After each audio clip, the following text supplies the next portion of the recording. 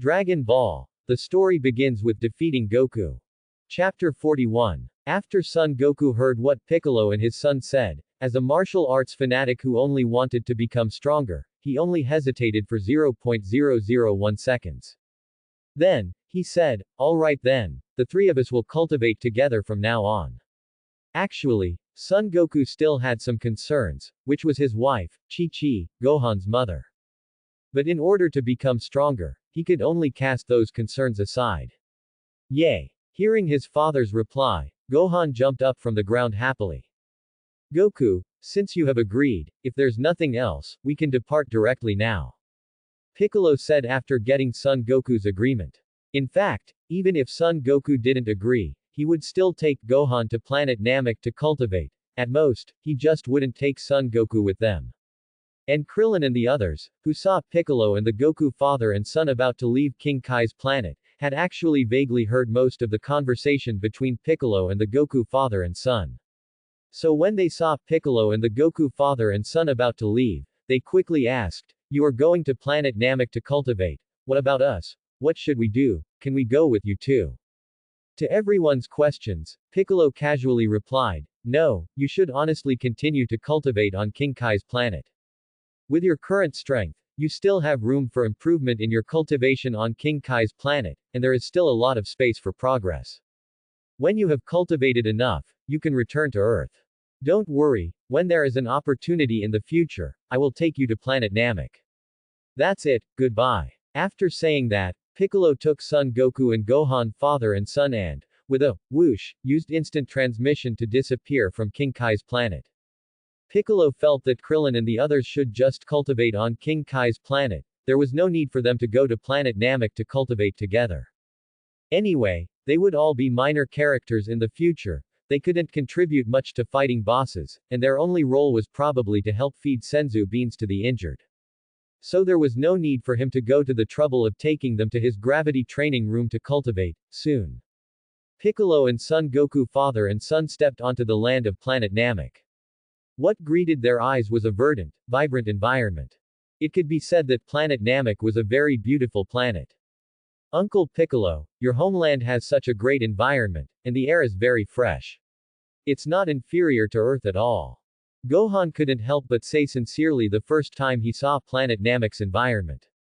"It is indeed good." Son Goku, thinking that he could cultivate in such a beautiful place, also couldn't help but praise planet Namek's environment. Compared to them, Piccolo didn't have as many exclamations. After all, it wasn't his first time there. Previously, for the sake of cultivation, he had lived on planet Namek for several years. So he was already used to planet Namek's environment.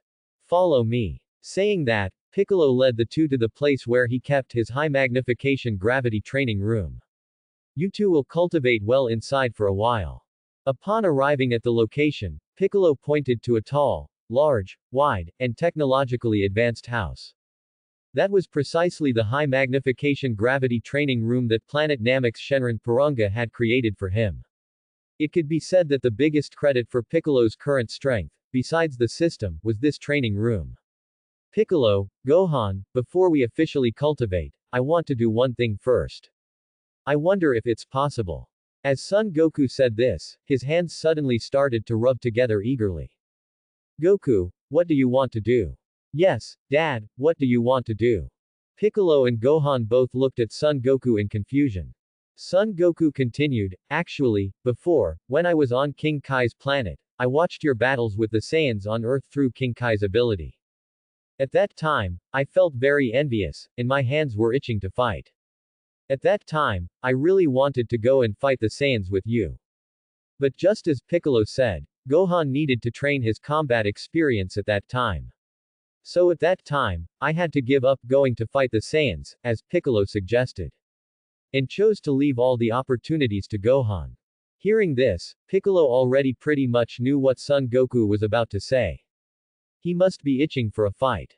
As for Gohan, he was still half understanding, as if he understood but didn't.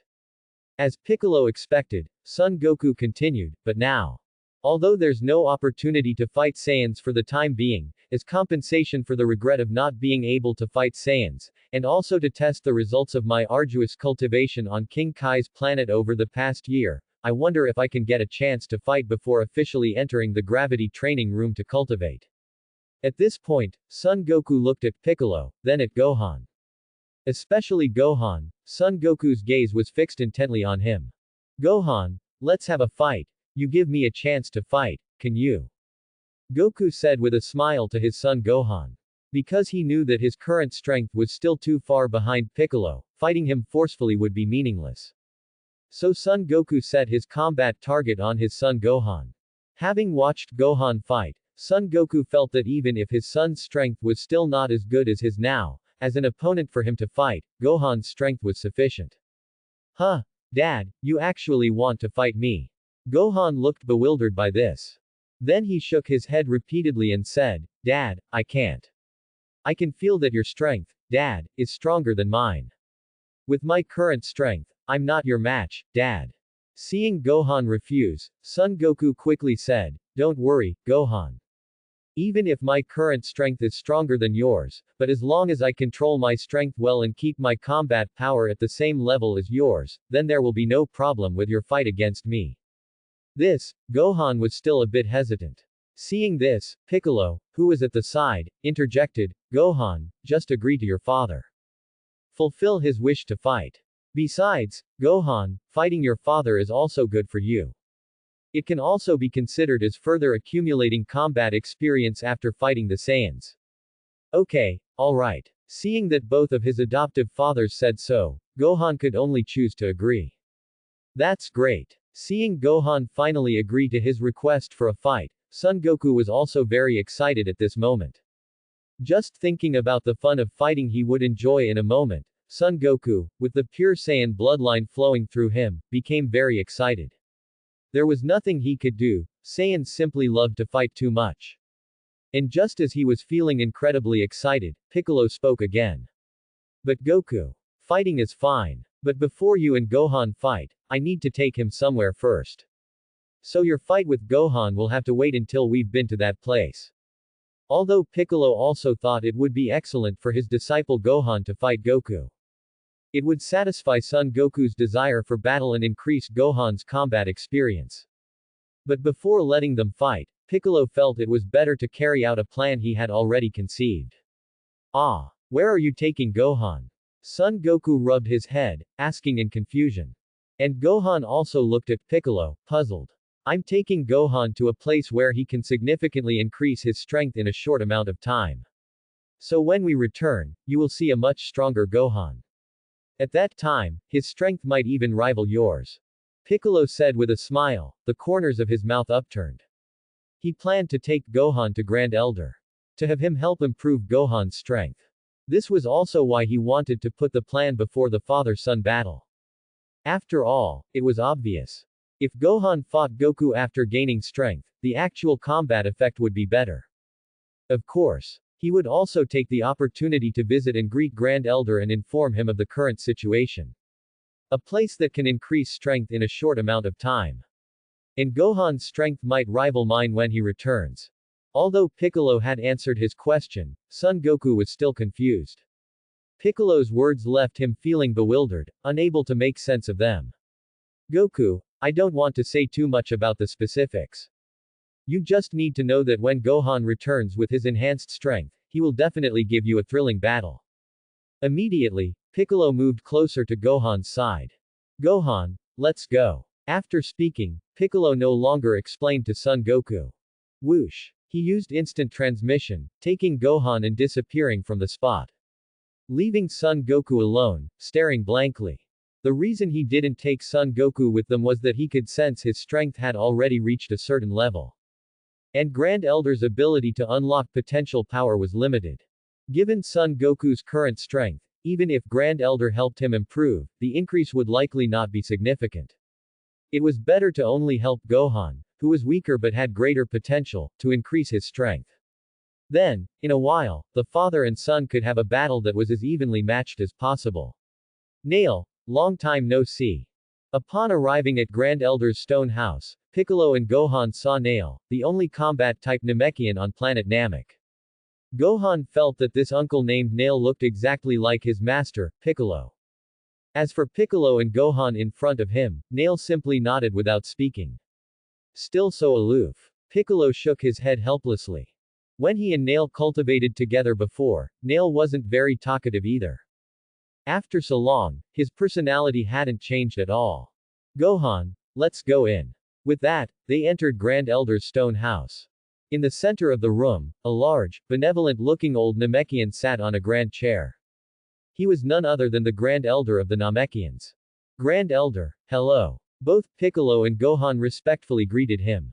After some simple pleasantries, Piccolo began to communicate using telepathy, which only he and Grand Elder could hear. Gohan stood by, waiting. The reason Gohan wasn't allowed to listen was that some matters were not convenient for him to know. Grand Elder, this is how things are. Piccolo first recounted his experiences with the Saiyans during this period to Grand Elder, the only one in this universe who knew his transmigrator identity. Due to my interference as a transmigrator, the original history has undergone some changes. During my interactions with the Saiyans, neither I nor anyone else on Earth revealed any information about the Dragon Balls. Therefore, Frieza in this universe should not be able to learn about the existence of the Dragon Balls through the Science Scouters. So, it is very likely that Frieza and his crew in this universe will not come to planet Namek to seize the Dragon Balls as they did in the original history. Piccolo conveyed this to Grand Elder telepathically. Good, good. This is truly too good. This way, our planet Namek will most likely avoid the fate of being destroyed by Frieza. Grand Elder was both relieved and excited at the prospect of changing planet Namek's impending doom. Having seen Piccolo's transmigrator memories, he truly did not want the Namekian people to embark on the Tao of leaving their homes and being forced to choose to live on other new planets, as in the original historical trajectory. Grand Elder. Anyway, you can rest assured. Even if Frieza still comes to planet Namek as in the original historical trajectory, as long as I am here, I will absolutely not give him a chance to destroy planet Namek. With my current strength, I have absolute confidence that I can defeat and kill him without allowing Frieza to destroy planet Namek. Piccolo gave Grand Elder a boost of confidence, reassuring him.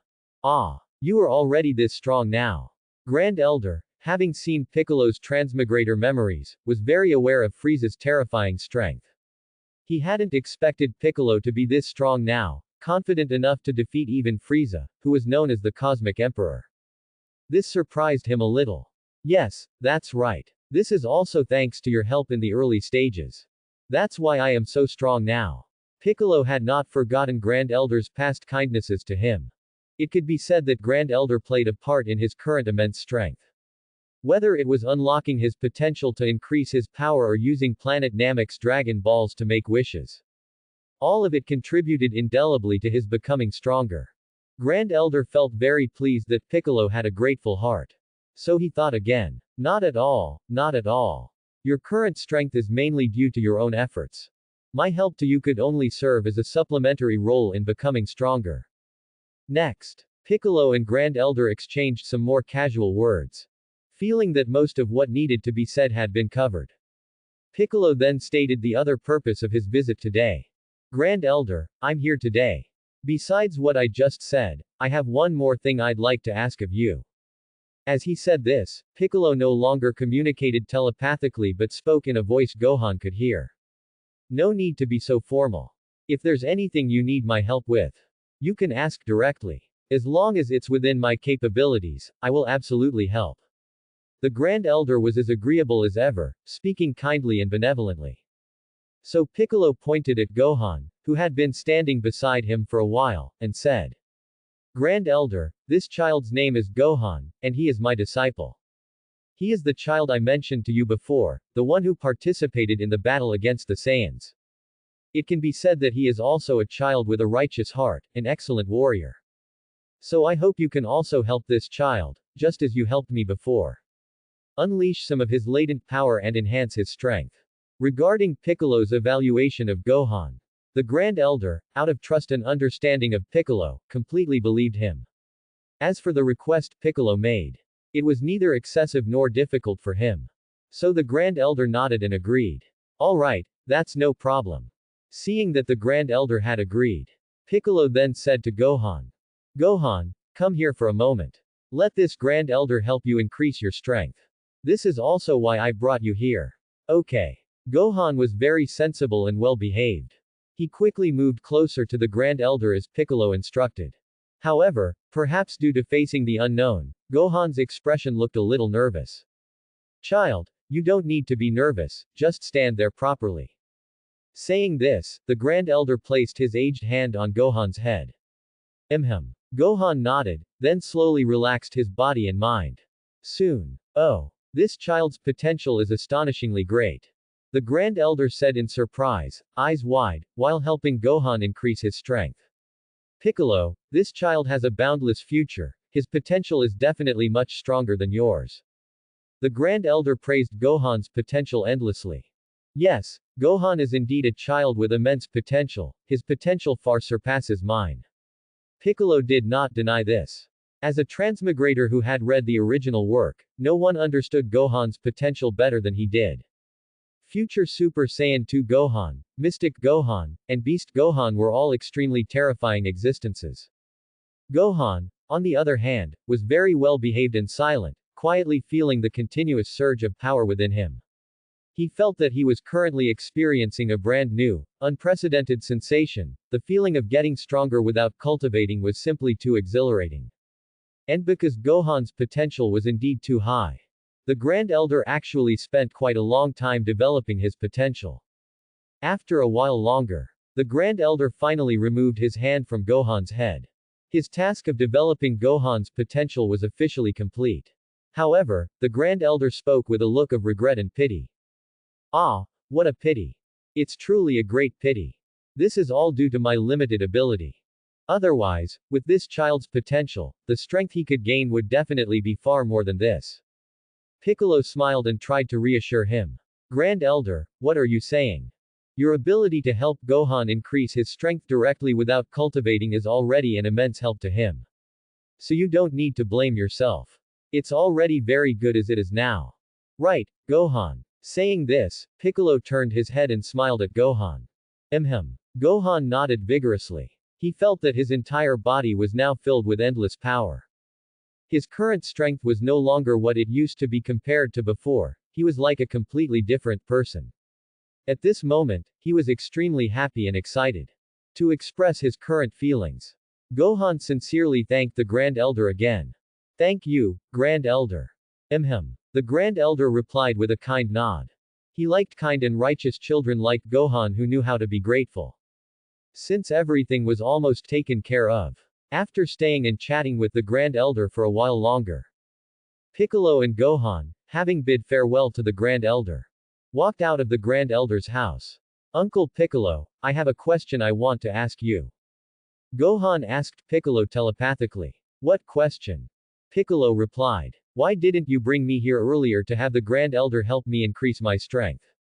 If I were stronger, I definitely could have dealt with the Saiyans who invaded Earth much better. Gohan voiced the doubt in his heart. He had wanted to ask when his strength was first boosted by the Grand Elder. But it was clearly not the right time, so he waited until now to ask. Silly child. Cultivating must be done step by step, you can't rush it. You had no experience before, and to ensure you could go further in the future, I definitely wouldn't let you directly ask Grand Elder to boost your strength then. Besides, it's not too late to boost your strength now, is it? Don't think so much about it, just follow your master's arrangements for your cultivation. Piccolo patted Gohan's head and replied. Okay. So Gohan no longer dwelled on it. Whoosh. Then they flashed and disappeared from their spot. Using instant transmission, they returned to where Son Goku and the high-gravity training room were located. Dad, we're back. Gohan said excitedly. He was already eager to show his enhanced power to his father, Son Goku. You're finally back. That took too long, didn't it? Son Goku, eager to fight, felt like he had waited 10,000 years for Piccolo and the others, so he couldn't help but complain. Oh. After complaining, Son Goku, looking at his son, seemed to notice something. Gohan, you feel completely different from before. It's really just as Piccolo said. You came back stronger after going to that place. This is too amazing, isn't it? Son Goku, noticing the change in his son, couldn't help but exclaim. Dad, Uncle Piccolo just took me to meet a very kind Planet Namek elder. He helped me increase my strength. Gohan said excitedly. Oh, so that's how it is. Actually, Son Goku still didn't quite understand. But at this moment, he was too lazy to try and understand. All he wanted to do now was fight. So he said again. No matter what, our father-son battle should be able to start now, right? And it's great that you're stronger, Gohan, we can have an even more exhilarating fight. Gohan nodded. He was also very eager to fight now. He also needed to test the power he gained from the Grand Elder in real combat. Goku, Gohan. It's about time this battle of yours began. However, because the place we are currently in houses high multiplier gravity training rooms.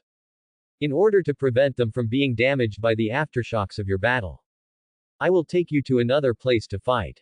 Piccolo said. Okay. The father and son did not object to this. As long as they could fight, they didn't mind changing locations. Moreover, it was clear that they would need to use the gravity room for their future cultivation. So naturally, they also didn't want the gravity training room to be damaged. Piccolo, follow me. Whoosh, whoosh, whoosh. Soon, Piccolo led them to a vast and secluded place. This place was uninhabited, and even the closest planet Namekian village was very far away. Your battle will take place here. This place is very suitable for fighting. Even if you fight intensely, it shouldn't affect the other people living on this planet. After speaking, Piccolo walked to a distant spot suitable for spectating. He left the battle space to Son Goku and Gohan. Seeing that all preparations were made, Son Goku's mouth curved into an excited smile as he said to Gohan. Gohan, I'm really looking forward to a fierce battle with you. So without further ado, let's start now. After speaking, he clenched his fists, assumed a stance to unleash his aura, and began to raise his chi. Okay, Dad. Seeing this, Gohan was not to be outdone, and at the same time, he also took his stance and began to unleash his aura to raise his chi. Son Goku and Gohan both began to roar, slowly raising the chi from their bodies.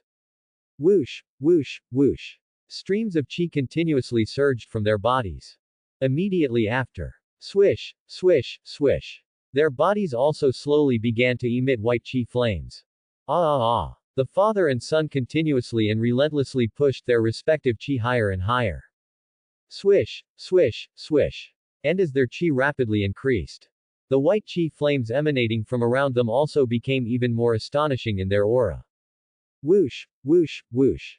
Two storms, centered around each of them, had become exceptionally fierce and violent. They directly blew away the clouds within 1,000 miles. Rumble. At the same time, the ground of the battlefield where the two were located couldn't help but tremble continuously. The surrounding environment became earth-shattering, with flying sand and rolling stones. Finally, both of them pushed their basic combat chi to its peak. Swish, swish, swish. At this moment, the white chi flames enveloping both of them were exceptionally strong and dense, flickering non-stop. It could be said that without using Kaioken, they had now displayed their full maximum strength. After both sides finished unleashing their aura, they both chose to temporarily stand still. Their eyes met, staring fixedly at each other, observing each other. They mutually sensed the incredibly powerful and astonishing chi emanating from each other at this moment. Through their perception of chi, they could clearly discern that the strength of the chi displayed by both sides was almost equal, making it difficult to tell who was stronger. After a while more, Son Goku was the first to speak, a smile appearing at the corner of his mouth as he said. Gohan, your chi is very powerful. If we only look at the strength of your chi, you are now as strong as I am. But, at this point, he slowly reined in his smile. Then his expression became very serious as he continued. But I wonder if your actual strength is as powerful as the chi you display on the surface. Let me help you test it. After speaking, Son Goku narrowed his eyes. Then he slightly lowered his body. Bang! He stomped his foot hard on the ground. Whoosh, whoosh, whoosh. Immediately, his body shot out with a whooshing sound. Boom! A small crater was left in the ground behind him, kicking up a lot of dust. Gohan also responded to this. He replied seriously. I will prove to you, Dad, that my true strength is as powerful as the aura I display. After speaking, he also chose to lower his body and stomp his foot hard on the ground. Then he also actively charged towards his father, Son Goku. Whoosh, whoosh, whoosh. Two figures with sonic boom trails rapidly approached each other. Soon they collided. Aha! Son Goku pulled his fist back to his abdomen, gathering strength. Then he directly launched a punch towards Gohan. Seeing this, Gohan did not back down. He also chose to pull his fist back to his abdomen, gathering strength. Then he also directly threw a punch at his opponent. Bang! Two incredibly powerful fists collided directly with each other. Their exchange of punches this time generated immense destructive power. Rumble. The ground beneath their feet couldn't help but tremble violently.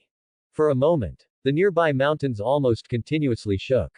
The ground collapsed, and the mountains roared like the sea. At the same time, a strong gust of wind, centered around their colliding fists, furiously spread in all directions.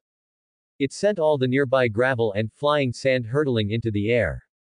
And Piccolo, watching from a distance, clearly witnessed this spectacular scene of the father and son's fist-to-fist clash.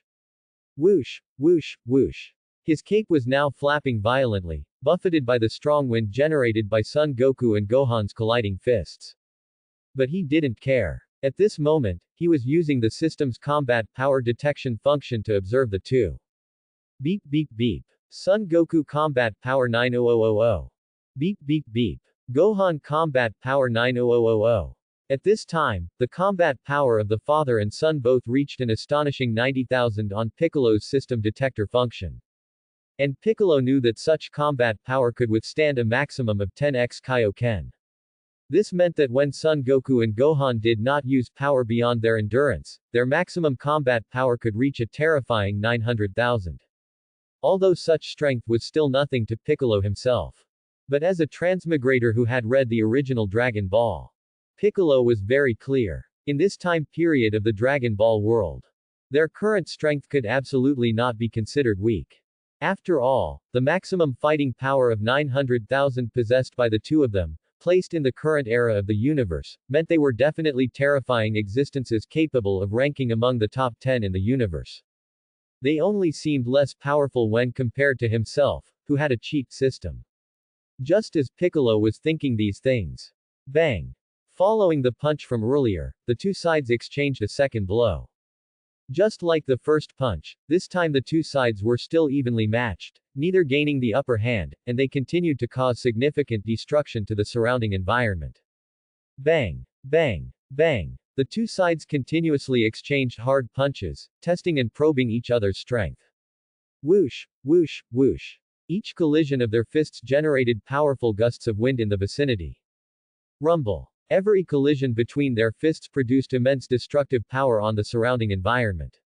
Bang! Another punch landed. Feeling that this simple probing had gone on long enough, both sides utilized the powerful recoil from the punch to retreat backward.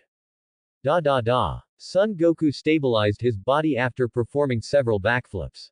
Sha sha sha. Gohan, on the other hand, stabilized his body by using the friction between his feet and the ground. His feet left two deep trenches on the ground.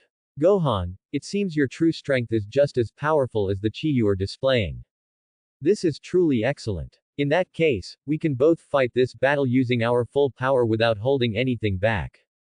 This will definitely be a thoroughly satisfying fight.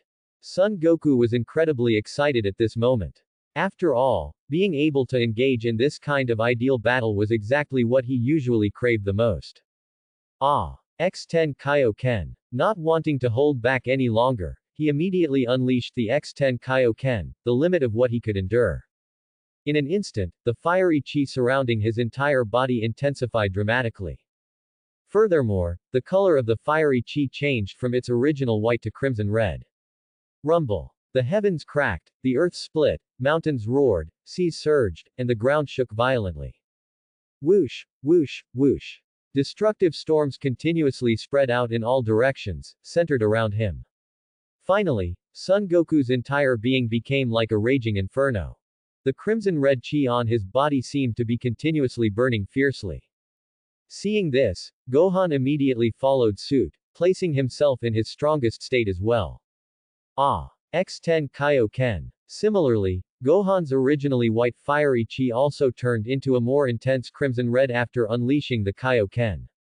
His entire body seemed to be burning in vigorous flames. Furthermore, the impact he had on the surrounding environment while using X10 Kaioken was in no way weaker than Son Goku's. The aura emanating from both of them at this moment was truly astonishing.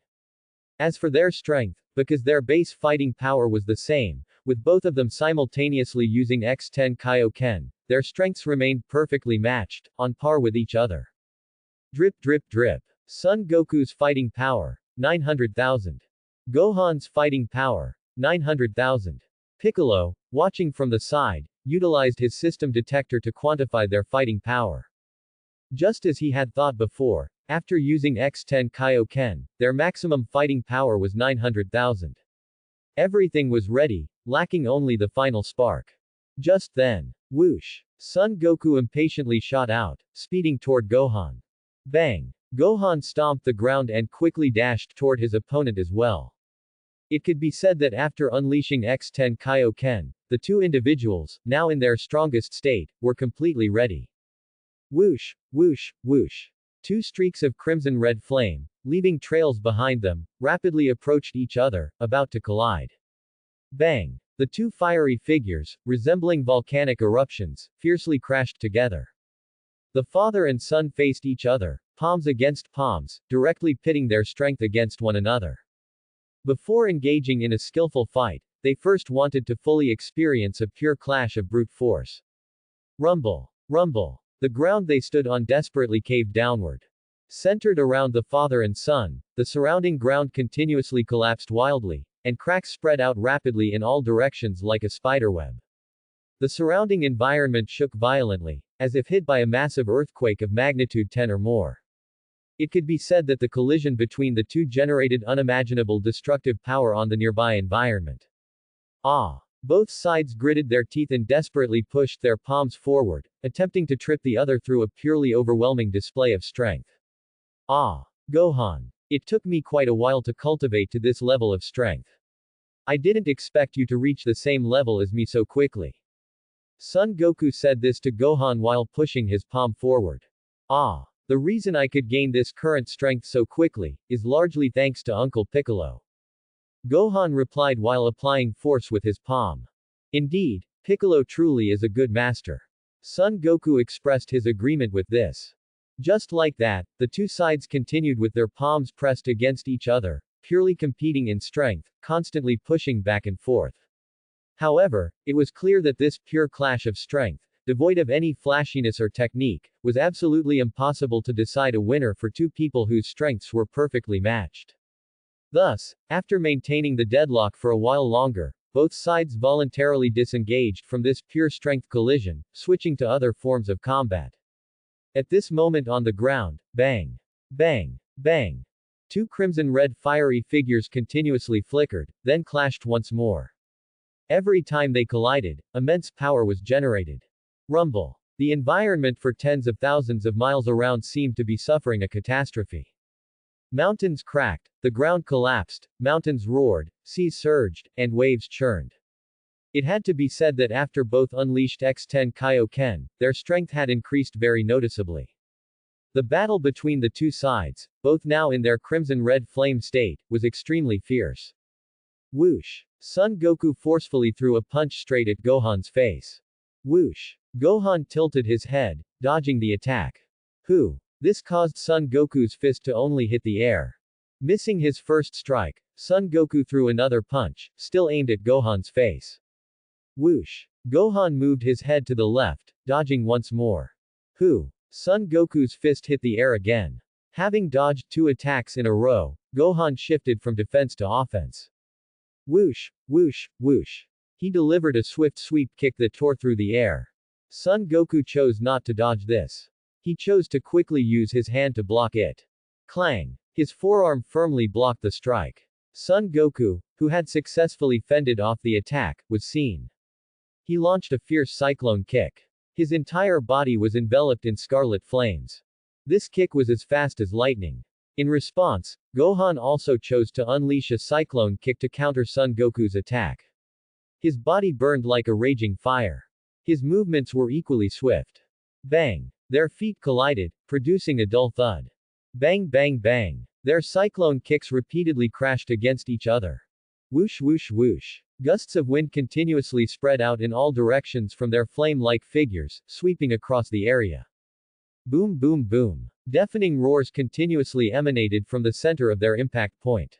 Bang! Their flame-like figures finally separated due to the recoil of the cyclone kicks. However, they quickly made their next move.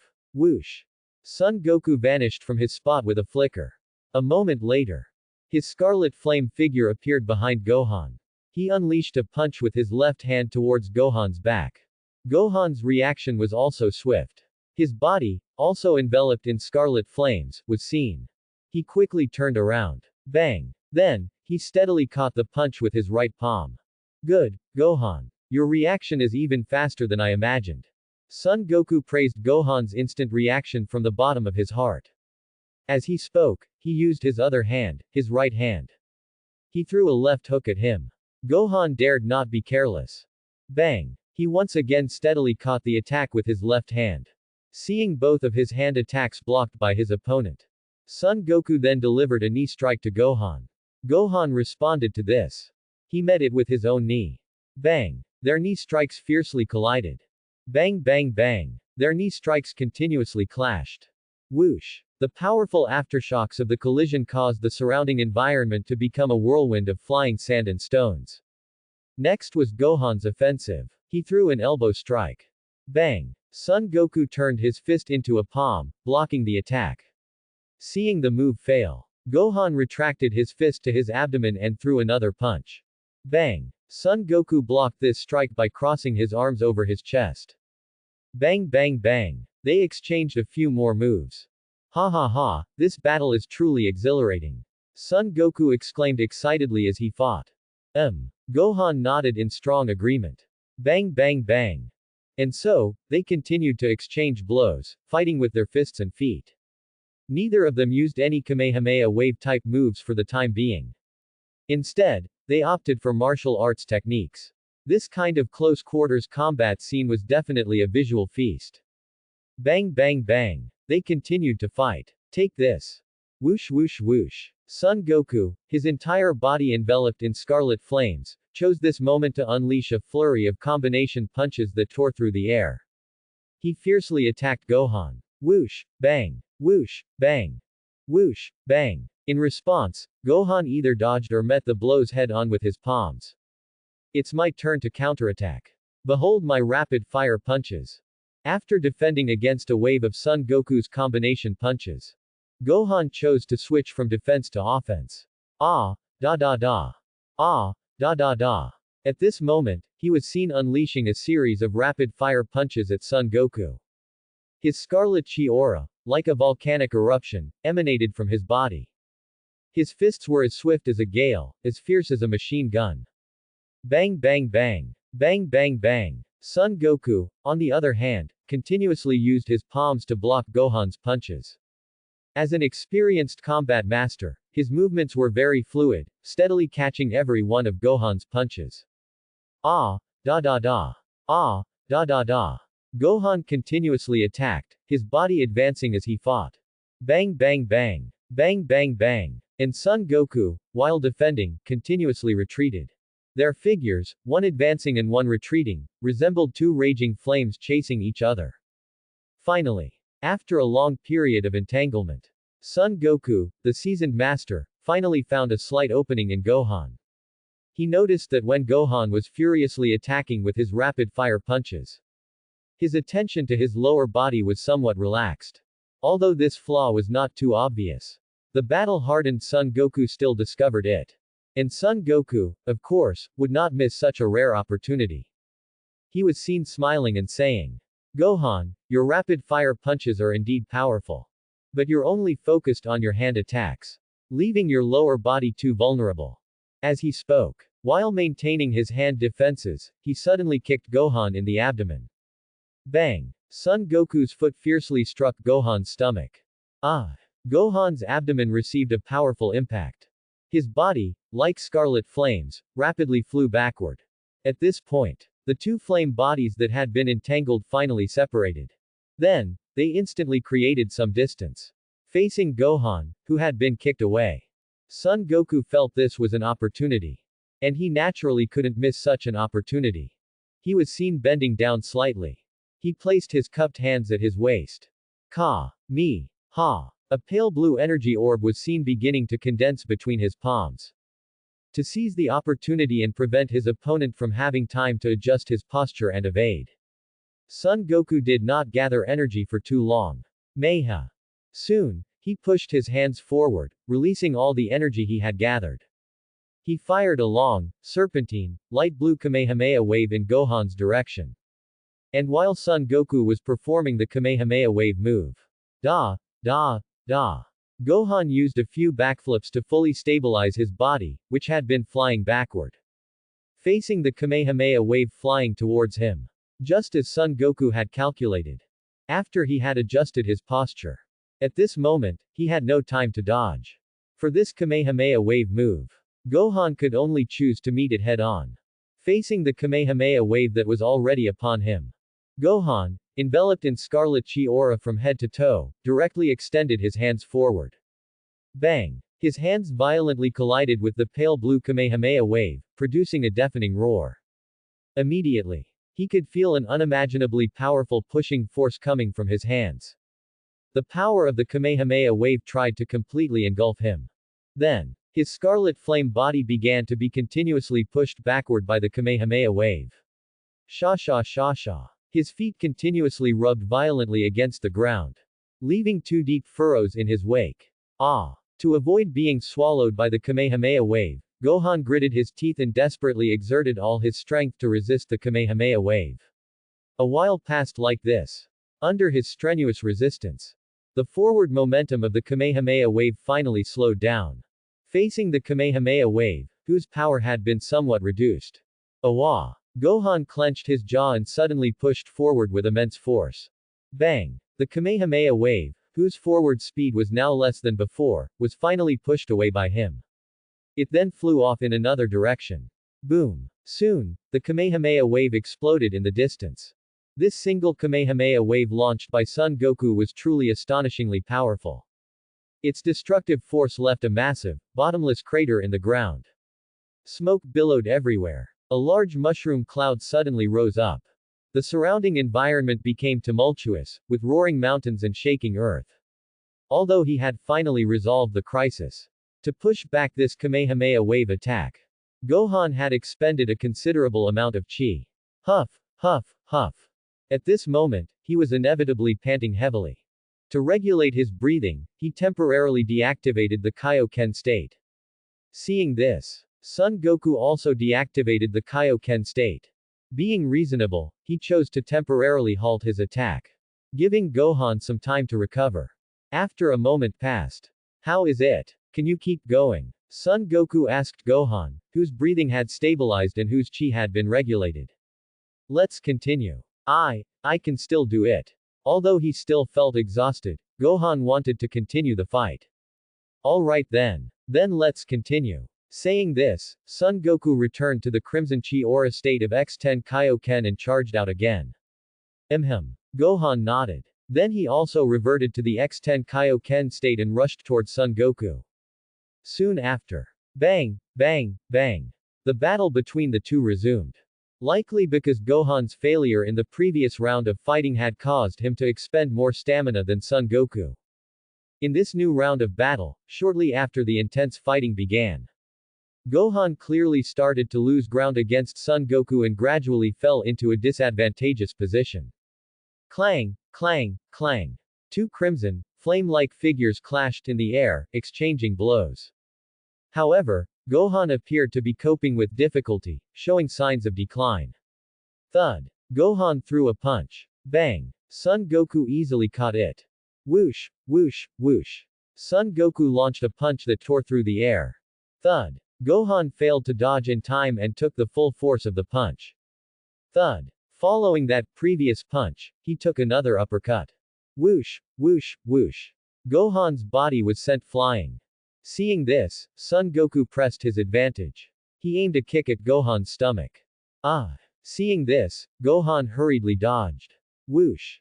Son Goku's kick struck the air. Gohan had narrowly avoided the blow. However, before Gohan could catch his breath, whoosh! Son Goku instantly vanished from his spot and reappeared behind him. This time, Gohan did not react in time. Smash! Son Goku brought both his fists together and violently hammered Gohan. Swoosh! Gohan was unable to evade this strike. Having sustained a heavy blow, his body plummeted rapidly like a burning meteor. He tried to use Bukujutsu to stabilize himself. Whoosh, whoosh, whoosh. Nevertheless, his body uncontrollably smashed toward the ground. Rumble. Instantly, a large crater appeared on the ground, causing the nearby area to shake violently and filling it with smoke. Who ch? After the smoke and dust cleared, Gohan struggled to stand up from the ground, breathing heavily. Cough, cough, cough. He now fully realized the meaning of, a miss is as good as a mile. Just because of an error he made while using a flurry of punches during the previous fight, his father Son Goku found an opening. As a result, he was kicked in the abdomen and took a Kamehameha wave attack. This caused him to no longer be a match for his father in this new round of fighting due to stamina issues. He was now clearly at a disadvantage. Gohan, can you still go on? Son Goku, hovering high in the air, rubbed his head and asked. I'm fine. Father, let's continue. Just like during his fight with the Saiyan back then, Gohan was not someone who gave up easily. Moreover, this sparring match was not a fight to the death. So long as he could still stand, he wanted to keep fighting. As for injuries, he knew that Uncle Piccolo had senzu beans. As long as one wasn't dead, any severe injury could be healed by eating a senzu bean. Whoosh! Thinking this, Gohan's crimson, flame-like body shot up into the sky, accompanied by the sound of rushing air. Whoosh! Whoosh! Whoosh! He pulled his fist back to his abdomen and blasted towards Son Goku. Although he already held a great advantage, Son Goku, being a veteran fighter, naturally wouldn't let down his guard. Facing Gohan's renewed attack, thud! He blocked the strike by clasping his palms together. Because Gohan's chi had clearly diminished by this point, he received this blow very easily. Thud! Gohan, whose attack had failed, threw another punch. He didn't know why. But Gohan noticed that this time his opponent neither dodged nor attempted to block. Whoosh! His punch actually struck only air. Oh no! That's an afterimage. At that moment, he finally realized. Son Goku had vanished from his spot without him noticing, but had intentionally left an afterimage behind. Whoosh! Whoosh! Whoosh! By the time he reacted, Son Goku was already at his side, flying toward him with a kick that sliced through the air. Thud! Naturally, Son Goku's kick landed squarely on him. PFF'd. Gohan was once again knocked back. His figure slammed into a mountain peak. Smash! The immense impact force shattered the mountain peak. Gohan hadn't landed yet. Son Goku pressed the attack. Thud! He swiftly caught up to Gohan, who had just shattered the mountain peak and was still airborne. He understood now. His son would likely not give up the fight unless he was beaten to the point where he couldn't stand up. Therefore, he no longer planned to hold back. He prepared to defeat Gohan completely in one go. Thud! He landed another kick on Gohan's body. Bang! Bang! Bang! Following up, he unleashed a barrage of explosive punches and kicks. At this point, Gohan was like a mere punching bag, only able to take the hits. He was beaten without any ability to fight back. Thud! Son Goku pulled his fist back to his abdomen and delivered another whirlwind punch. Gohan was hit by this punch, and his body once again flew uncontrollably in one direction. Smash! Smash! He was seen smashing through mountain ranges one after another. This time, Son Goku did not follow him. Instead, he remained where he was, bent slightly, placing both hands at his waist. Me. As he spoke, a pale blue sphere of energy slowly began to gather in his hands. Son Goku felt this was a thoroughly enjoyable battle. He felt incredibly invigorated by how far this intense fight had progressed. However, it was also about time for it to end. After all good things must come to an end. Even the most spectacular battles eventually have to conclude. And as a finale to this battle, he would once again use the Kamehameha wave to bring a close to this sparring match between the two of them. Is it ending? Piccolo, who had been observing for a long time, murmured. He could sense that Gohan's aura strength was only 1/3 of his peak at the moment. Undoubtedly, the outcome of this sparring match was decided. Actually, Gohan losing was already within his expectations. After all, with similar power levels, it would be very difficult for Gohan to defeat Son Goku, an experienced veteran fighter. Losing was reasonable. However, he believed that through this practical combat, Gohan would definitely become stronger than he was now. Whoosh whoosh whoosh. At this moment, Son Goku, a figure of crimson flames. His hands, placed at his waist, emitted dazzling light blue energy. The Kamehameha wave energy in his hands was almost fully gathered. Ka, mi, ha, mi, ha, accompanied by a loud roar. Son Goku pushed his hands forward, releasing the light blue energy he had been accumulating for a long time. Whoosh whoosh whoosh. A light blue energy wave, astonishing in its aura and as thick as a bucket, shot out from Son Goku's hands, hurtling towards Gohan's direction. For a moment, dazzling blue light filled an area of 10,000 li. And at this time, Gohan, whose body had already crashed through several mountains due to retreating, faced with the Kamehameha wave charging towards him, was utterly powerless to resist. He could only watch as the Kamehameha wave struck him. Boom! Gohan and his location were engulfed by the Kamehameha wave. For a moment, the ground shook, and the earth cracked. Dust flew, and smoke billowed. A towering mushroom cloud rose abruptly at the sight of the explosion. After the smoke and mushroom cloud disappeared, Gohan was seen lying on the ground, face up, with his eyes half open. His chi had become extremely weak. At this moment, he was unable to stand. Whoosh! By sensing the chi on Gohan's body, and knowing that the sparring match had ended and he had won the battle, Son Goku flashed to his location. Gohan, are you alright? Looking at his son's disheveled appearance, he asked with concern. Cough cough cough. Dad, I'm fine. Gohan said resolutely. However, as he spoke, his expression turned grim. Ah! The pain in his body made him involuntarily grimace and cry out. Ah! Ah! Following that, he began to vomit blood, mouthful after mouthful. Creak creak. Some of his bones were also making noise. Gohan could feel that many of his bones felt as if they were about to shatter, causing him extreme pain. Now, he was not only unable to stand, but his limbs were also somewhat immobile. His entire person was in a state of near total breakdown. Gohan, it seems you're quite badly injured. Perhaps you should have surrendered earlier and given up the fight. You're too stubborn. Son Goku could only express his helplessness. Actually, when he used the Kamehameha wave just now, he had held back to avoid harming Gohan's life. But even so, its power still inflicted serious injuries on Gohan. However, this was unavoidable, as that's just how battles are. Even if it was just a sparring match, injuries were inevitable. Tap tap tap. At this moment, Piccolo also arrived. Son Goku, you really hit hard. Perhaps at the end, you shouldn't have used the Kamehameha wave. It would have been better to use a different finishing method. Then Gohan wouldn't have been injured so badly. He looked at Gohan's injuries and his pained expression, complaining a little. Although he could sense Gohan's weak chi from a distance and thus knew his disciple was seriously injured. Upon closer inspection, he still found his injuries to be worse than imagined. However, it was a good thing he had senzu beans to heal Gohan. Otherwise, Gohan would truly have been crippled after this battle. He bent down. Gohan, eat this. Saying this, Piccolo took out a senzu bean and handed it to Gohan's mouth. Although his injuries were severe, Gohan still had the strength to swallow the senzu bean. Gulp. Gohan swallowed the senzu bean. Thank you, Uncle Piccolo. Soon, Gohan recovered completely and stood up from the ground. It's good that you're alright.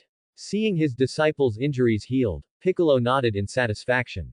And what about Son Goku? Seeing that his son was alright, he also let out a sigh of relief, no longer worried. Piccolo, you're truly reliable. Son Goku said sincerely. He felt that Piccolo was truly an excellent master. Not only did he teach his disciple so well, but he also always had senzu beans prepared so thoughtfully. After speaking, he patted Gohan's shoulder again. He gave him a thumbs up and said, "Gohan, that was a really great sparring match. I had a thoroughly enjoyable and satisfying time in this exhilarating battle. Your strength, combat skills, and experience are all excellent. Your progress is truly too fast." He showered Gohan with praise. Gohan, however, looked a bit dejected and said, "But it's useless. I still lost to you, Dad. I showed flaws in my battle just now. With the same fighting power, I'm no match for you, Dad." He felt that his performance did not live up to his father's praise. At the same time, he wasn't too satisfied with his own performance. So, his mood wasn't too good at this moment. Haha, Gohan, you don't need to belittle yourself. To achieve this after cultivating for such a short time, it can be said that it's already very good. As long as you experience more battles, you'll definitely do better in the next one. Next time, you might not lose to me. Son Goku patted his son's shoulder again, encouraging him.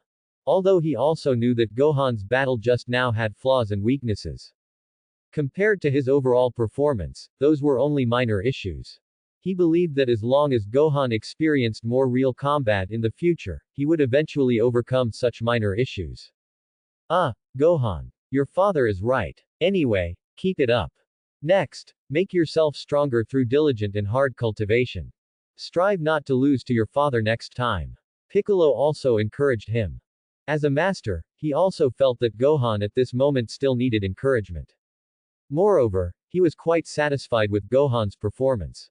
After all, with an experienced fighter like Son Goku, when both sides had equal hard power, for his disciple Gohan to fight him like this, it could be said that this was already very good.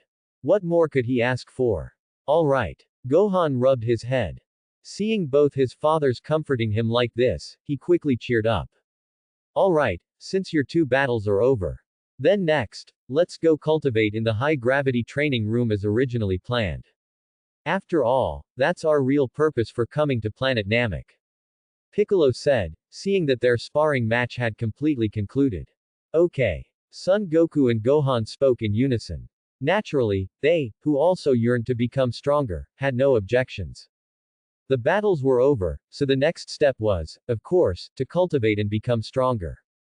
Whoosh, whoosh, whoosh. Soon, the group flew back to the location of the gravity training room. Clang. Piccolo opened the door of the training room. Come on in, everyone. Thump, thump, thump. Immediately, the group walked into the gravity training room. Son Goku and Gohan felt that the training room's environment was full of technological flair. And it seemed that both training equipment and living facilities were all-encompassing. Looking at such a training room, they were now full of anticipation for their upcoming training life. Thump, thump, thump. Piccolo walked to the place where the gravity multiplier was adjusted. Because both of their power levels were already quite high, Piccolo immediately increased the gravity multiplier of the gravity training room to 100 times with a series of beeps. Piccolo knew that both of them currently had a power level of 90,000. In the original work, Son Goku reached a power level of 90,000 by cultivating in 100 times gravity. So, letting them start cultivating from this number, Piccolo felt it was just right. Uncle Piccolo, is this what it feels like to cultivate in a gravity room? Although it's not too uncomfortable, I still feel like my body is filled with lead. Gohan expressed his feelings. Although his strength was great, it was his first time using a gravity room to cultivate, so he was still a little unaccustomed to it. Compared to him, Son Goku, who had already undergone 10 times gravity training on King Kai's planet for some time, appeared more relaxed. Piccolo said in response, "It's alright. Because your and your father's power levels are the same. So as long as you adapt for a few more days, you'll be as proficient as him. And later, as you two continuously grow stronger, we can also adjust the multiplier used by the gravity room to be even higher. Until both of you can adapt to a maximum gravity multiplier of 3,000 times. After saying this, he added, "Come, I'll teach you how to operate the gravity training room. Next, I will go outside to cultivate and leave the training space of the gravity room to you." Piccolo, what are you doing? Son Goku asked in confusion. Ah, Uncle Piccolo, you're not cultivating with us. Gohan was equally puzzled. Ah, I can't help it, my strength is far too great compared to yours. And I completely adapted to the maximum 3000 times multiplier of this gravity room a long time ago. So there's no point in me staying here.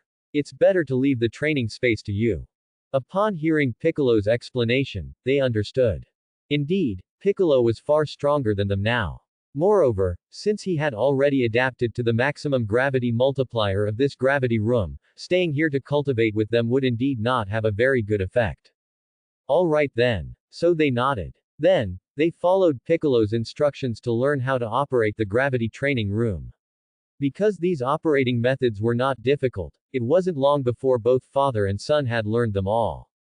After teaching them these things, Piccolo took a bag of several hundred senzu beans from the system's storage space and handed it to the two, saying, "Here. These are some senzu beans. Besides using this bag of senzu beans for healing during your cultivation, they can also solve your food problem while cultivating on planet Namek. Because eating one senzu bean can keep you from being hungry for 10 days. So these senzu beans should be enough for you to eat for a while."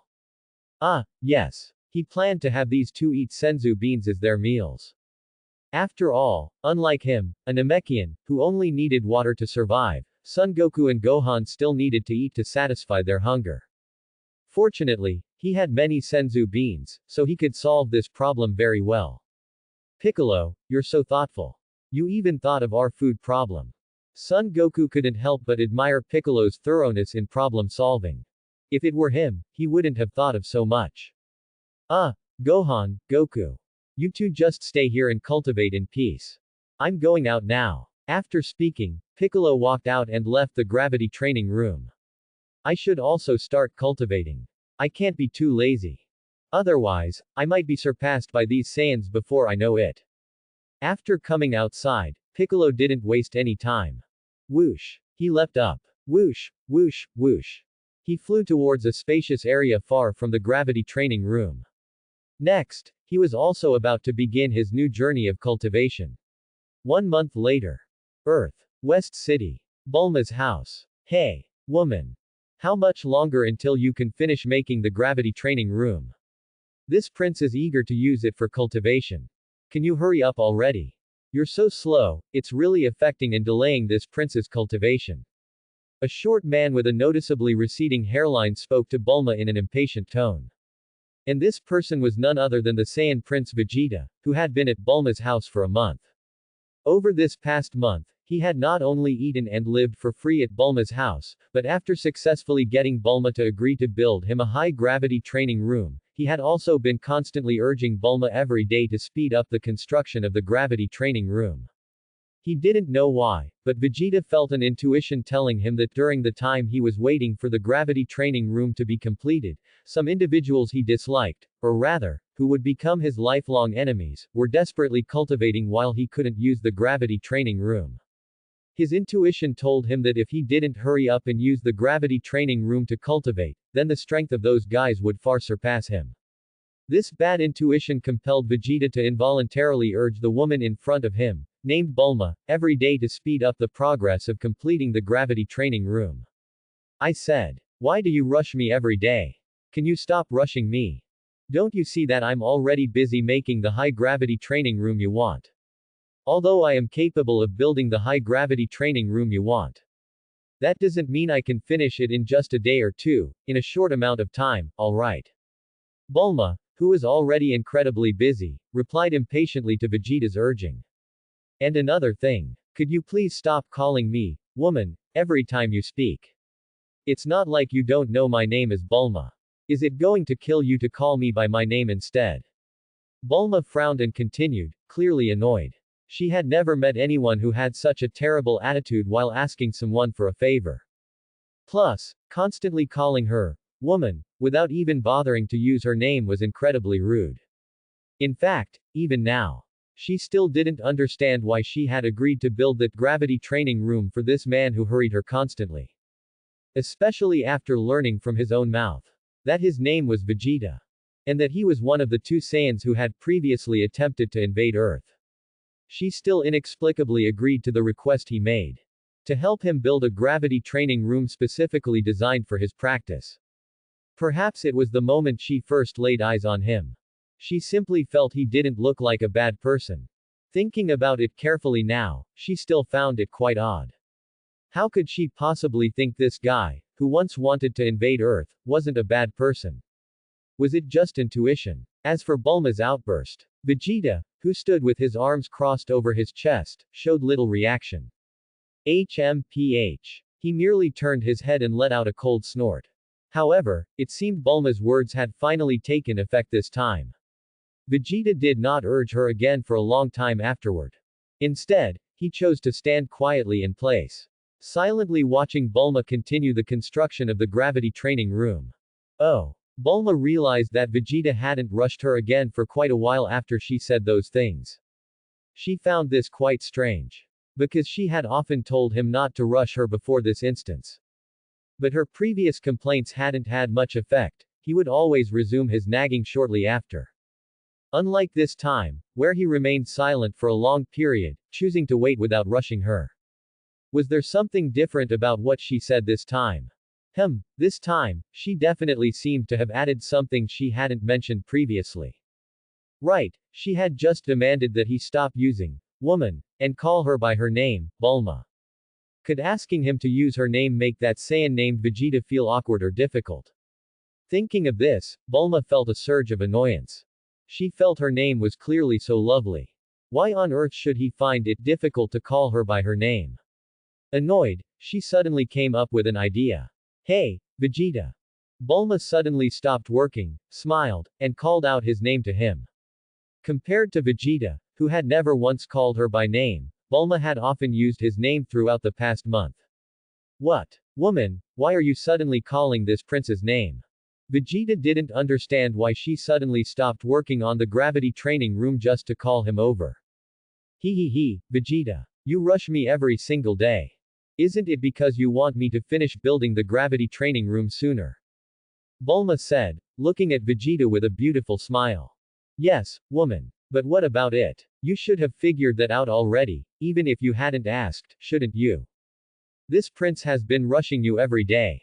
Vegeta felt the woman in front of him was being completely inexplicable. Suddenly asking him such a pointless question when she already knew the answer. In his view, instead of wasting time asking such questions, she should be speeding up the construction of the gravity room. He was so desperate to use the gravity training room for training that he was about to burst from impatience. Because what I'm about to say next is directly related to speeding up the construction progress of the gravity training room. Bulma continued, her face still beaming with smiles.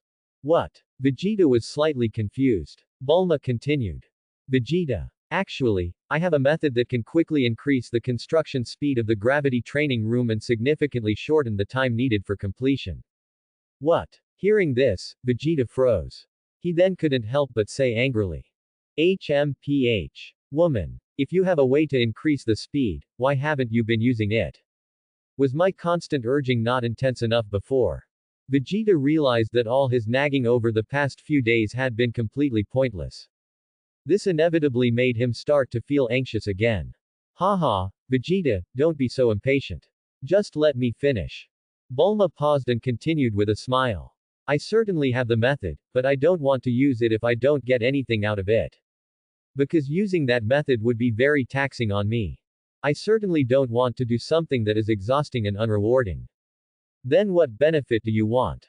Vegeta asked, growing impatient. Although he had no idea what benefit he could possibly offer her. He still asked the question. After all, he was genuinely desperate to start training in the gravity room.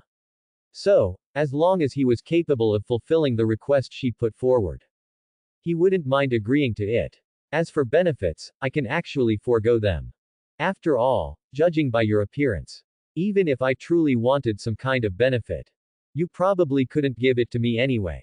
However, even though I can skip the benefit, you must agree to one condition I set. If you can agree to the condition I propose, then I will agree to use that method that speeds up the construction progress of the gravity training room. Bulma said again, grinning widely. Ah, woman. What condition do you want this prince to agree to? Tell me what it is first. Vegeta was perplexed. He didn't understand why she was asking for a condition instead of a benefit. What kind of trick was she playing? However, as long as her condition wasn't too outrageous. To start training in the gravity room sooner, he would just agree to it. Don't worry, my condition isn't difficult at all. For you, it's just a matter of moving your lips. Bulma said with a smile, adopting a slightly teasing tone. Woman, hurry up and tell me what the condition is. Vegeta couldn't help but urge her. He didn't want to be kept waiting any longer. It's actually very simple. My condition is. From now on, stop calling this Miss, Woman, every time you address me. Instead, change every instance of calling me, Woman, to my name, Bulma. Haha, how about that? That condition is very simple, right? Bulma was still smiling as she said this. This.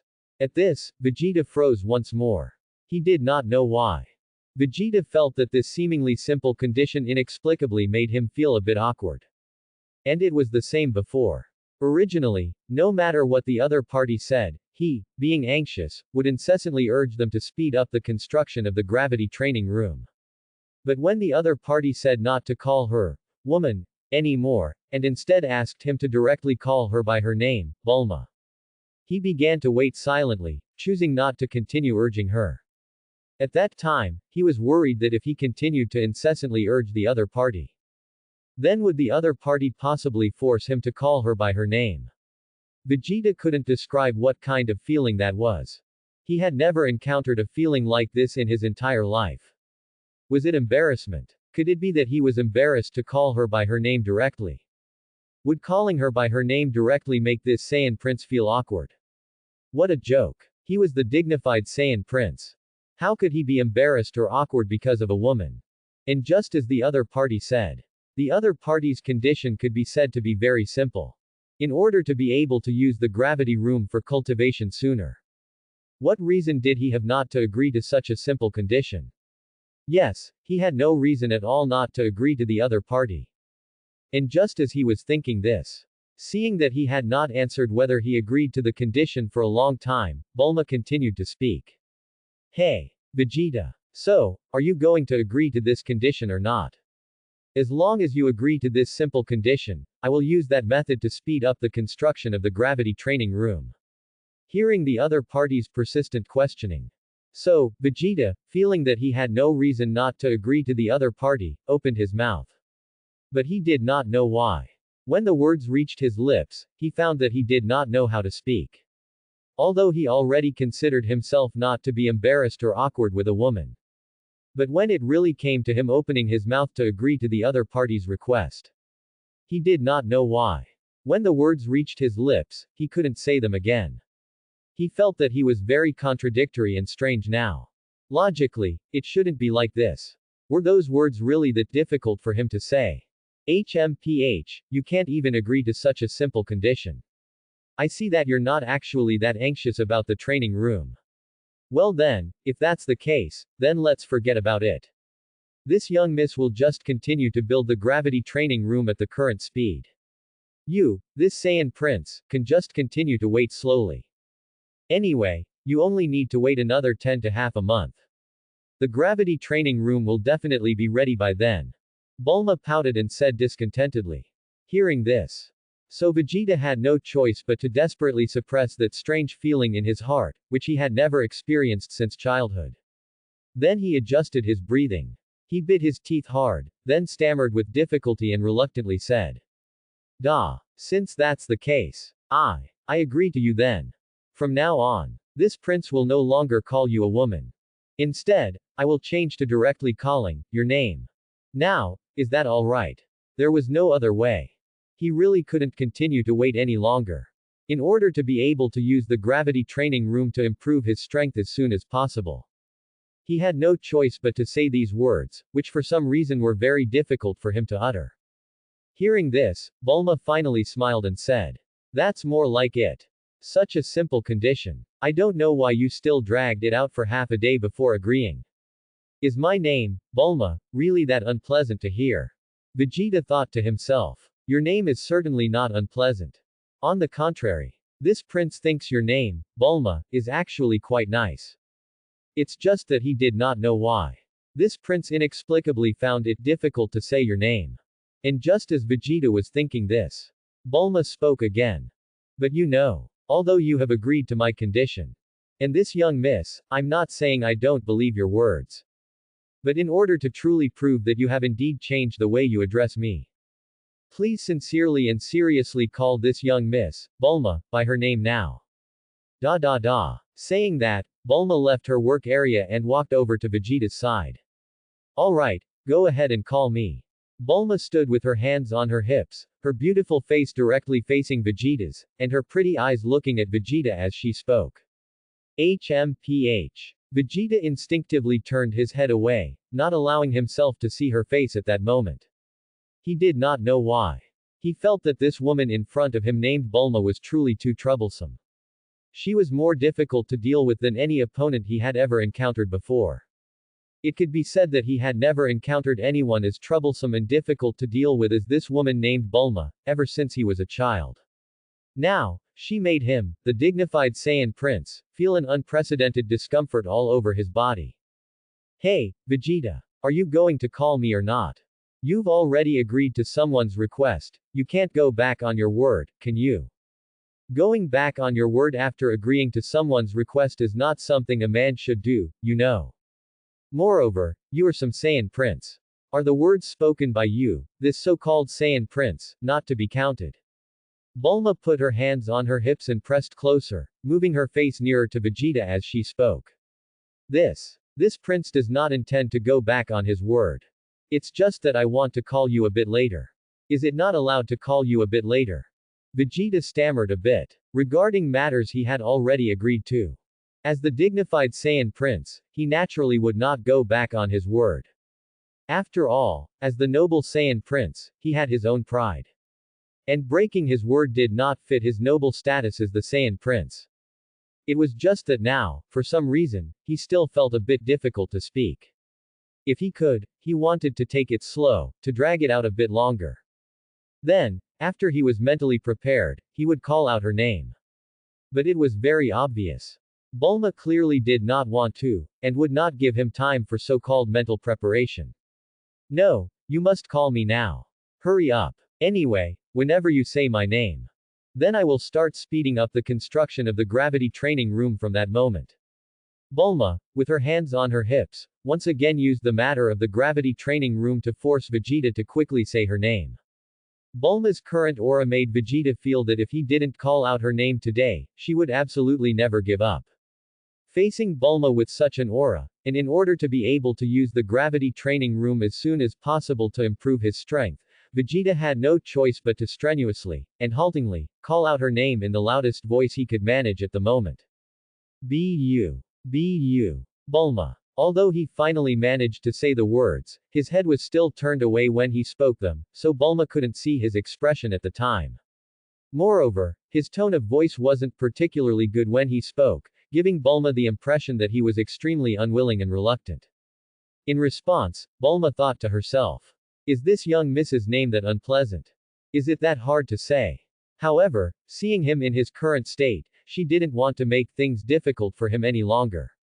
So she spoke, saying, although based on your tone and demeanor, you called my name with some reluctance.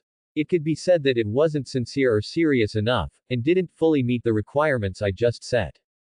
But, considering that you finally managed to call out this young miss's name, this time, you've successfully passed.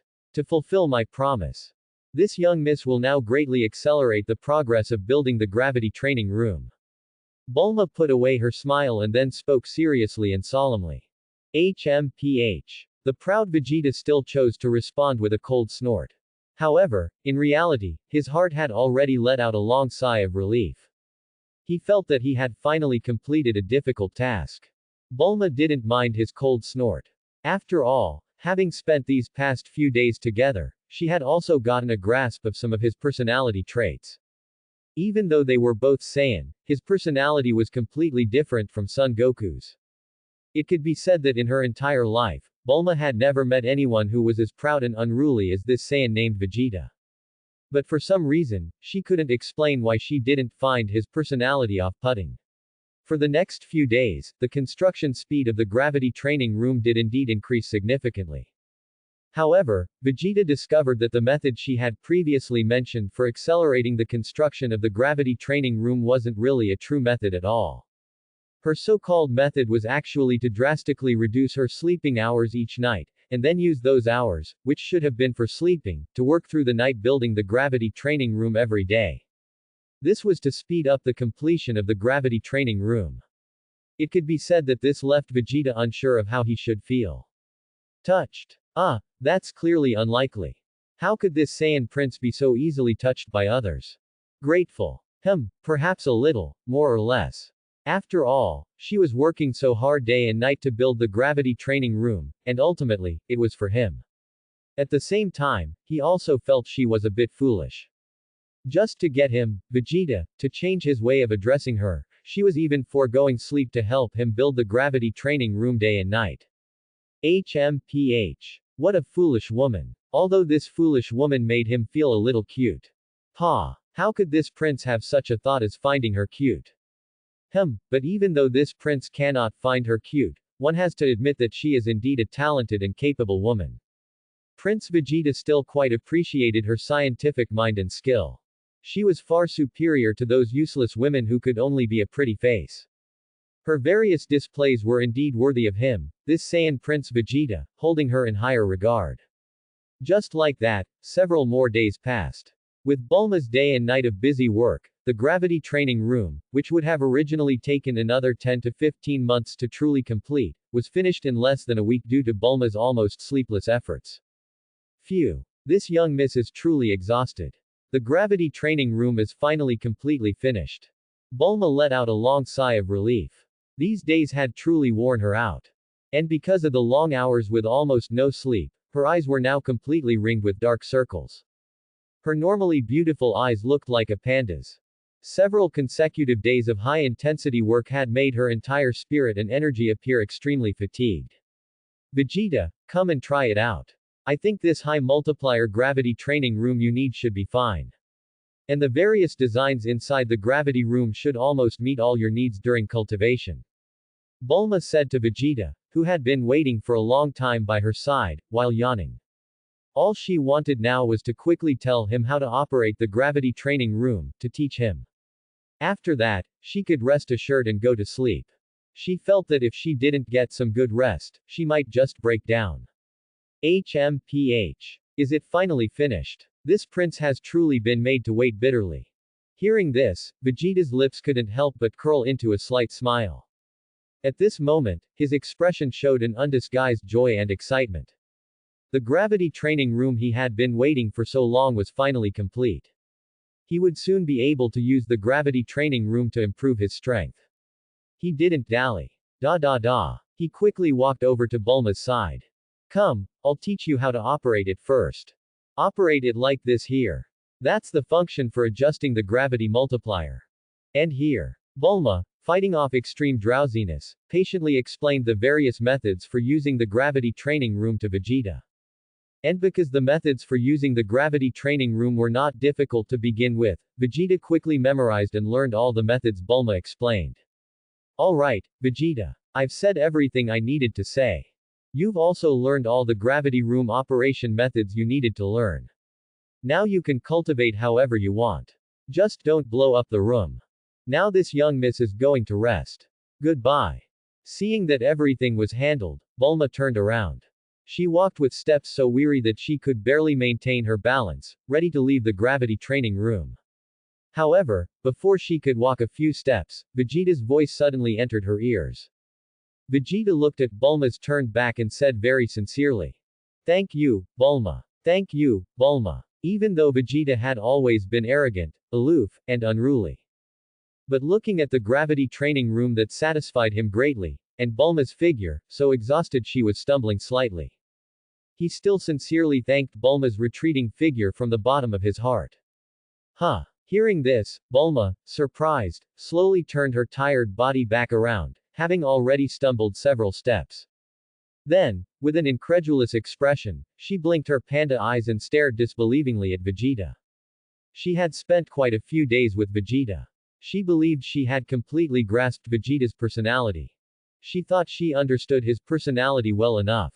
Yet, at this very moment, his sincere thank you. It completely shattered some of her previous perceptions regarding Vegeta's character. Vegeta's thank you, Bulma, allowed her to see another side of him beneath his aloof, arrogant, and unruly demeanor. Heavens, this side of Vegeta. Was this still the Vegeta that Bulma had known before? It could be said that this Vegeta felt somewhat unfamiliar to her. Moreover, she realized she didn't know when it started. Subconsciously. When the current Vegeta called her name, Bulma, his tone was no longer hesitant like it was at first. Instead, he called it out very naturally, without any awkwardness. And he no longer had that reluctant expression he used to wear. As for Vegeta, looking at Bulma's incredulous expression. HMPH. He let out a cold snort. Then, crossing his arms over his chest, he said arrogantly. Did this prince say something wrong just now? Why do you look so unbelievable? Your look truly makes this prince feel uncomfortable. When Vegeta said these words, his tone made Bulma feel that he had returned to his original personality once again. It was as if the sincere Vegeta who had just thanked her never existed. No, there's nothing wrong with what you said. It's just that given your personality, I didn't expect you to say words of thanks like that. It caught me a little off guard. To be honest, my opinion of you has changed slightly. Now I realize that your personality isn't actually that bad after all. Bulma quickly waved her hand and said with a smile. HMPH. Making a fuss over nothing. Vegeta sneered. Although he said this aloud, he wasn't thinking that way internally. He actually found his own recent act of thanking her very strange.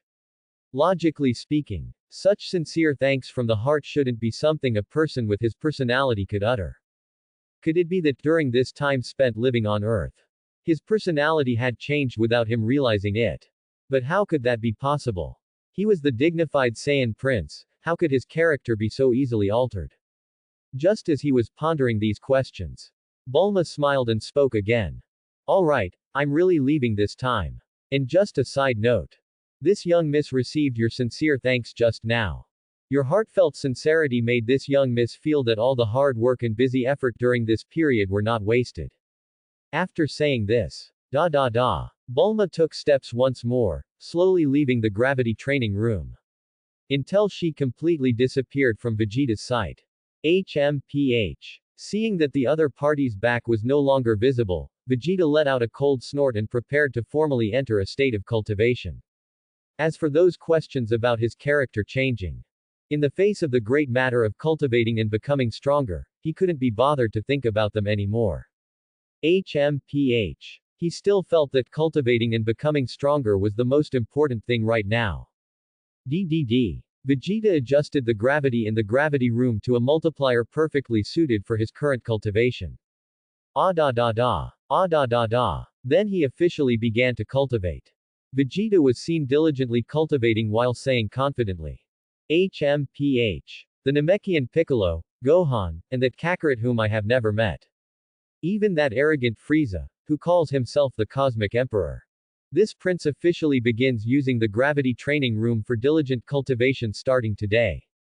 As long as this prince undergoes a period of diligent cultivation in the gravity training room, I believe that in the near future, no matter which one of you comes, no matter who this prince faces, this prince will be able to completely trample every single one of you underfoot. The current Vegeta was full of fighting spirit. He felt that his future at this moment was truly bright. Soon. Time flew like an arrow. Several months passed in the blink of an eye. On planet Namek. Counting the time, Piccolo, Son Goku, and Gohan had been in this place for a full half-year. During this half-year, Son Goku and his son cultivated desperately inside the gravity training room every day. Through these days of cultivation, their power could be said to have improved rapidly. After every period of time, the power of the father and son could increase by several multiples. Their speed of getting stronger was truly terrifying. In contrast, Piccolo, who was also diligently cultivating outside every day, his rate of power improvement was relatively slower. His current power had only increased from a base combat power of 30 million half a year ago to 40 million now. Piccolo was quite helpless about this. But there was nothing he could do. After all, his immense power was already established. This destined that his room for power advancement and the speed of his power increase would be difficult to compare with Son Goku and his son. If he wanted his power to take another massive leap now, then he would need some opportunities. King Kai's planet. After Piccolo took Gohan and his father to planet Namek, Krillin, Yamcha, and the others, they continued to diligently cultivate on King Kai's planet for a full half-year more. Their total cultivation time on King Kai's planet was now nearly the same as the time Goku had previously spent cultivating there. However, even though their total cultivation time was similar, they were, after all, a group of Earthlings without Saiyan bloodline. Therefore, their current power was far from reaching the level Goku had achieved when he left King Kai's planet. Even if they used Kaioken now, their combat power could only reach tens of thousands. It could be said that they were far inferior to Son Goku's super combat power of 900,000, which he achieved by using X10 Kaioken on his base combat power of 90,000. Nevertheless, they were still quite satisfied with the progress of their own power. After all, even if their power couldn't compare to Son Goku's, if they only compared themselves to their former selves, then they had still made considerable progress compared to before, hadn't they?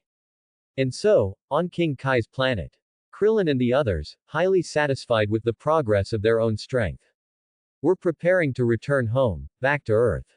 It wasn't that they became lazy about continuing their training after making some individual improvements. It was just that they felt, given their current strength, staying on King Kai's planet to continue training didn't hold much significance anymore. This was because all of them had already thoroughly adapted to the 10x gravity of King Kai's planet through strenuous training. Moreover, they had essentially mastered all the skills they needed and were able to learn. Therefore, rather than staying on King Kai's planet, they felt it was better to return to their home, Earth. By the way, Tien, Xiaosu, Yamcha, what are your plans after leaving King Kai's planet and returning to Earth? Krillin asked, looking at the group. Xiaosu and I plan to find a suitable place to continue our training once we get back to Earth. Although I doubt I can ever catch up to Piccolo or Goku in strength again, I still don't want to stop training and let my strength stagnate. I intend to keep getting stronger according to the training schedule once set for myself. Tien thought for a moment before responding. He then turned his head to look at Xiaosu and said, Xiaosu, what do you think of my plan? Wherever you go, Tien, I'll go too.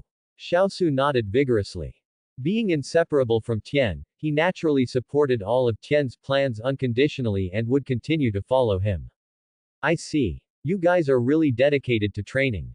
As for me, I won't be quite as rigorous as you two. After returning to Earth, I plan to live a relaxed life at Kame House while slowly continuing my training. Krillin said, smiling and rubbing his head. He felt that a peaceful life, balancing training with relaxation, suited him perfectly. Haha, I think your approach is too tiring. Even Krillin's more relaxed, balanced training method, I find too exhausting. Anyway, I don't plan on training again for a long time. After all, the Saiyan crisis has been resolved, and Earth is safe now.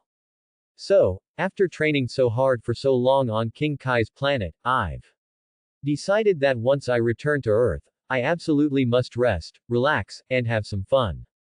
Seeing that everyone else had stated their plans, Yamcha also shared his intentions. Unlike Krillin and the others, Yamcha felt he had trained himself sick on King Kai's planet. Therefore, he had absolutely no desire to live a life requiring training for the time being.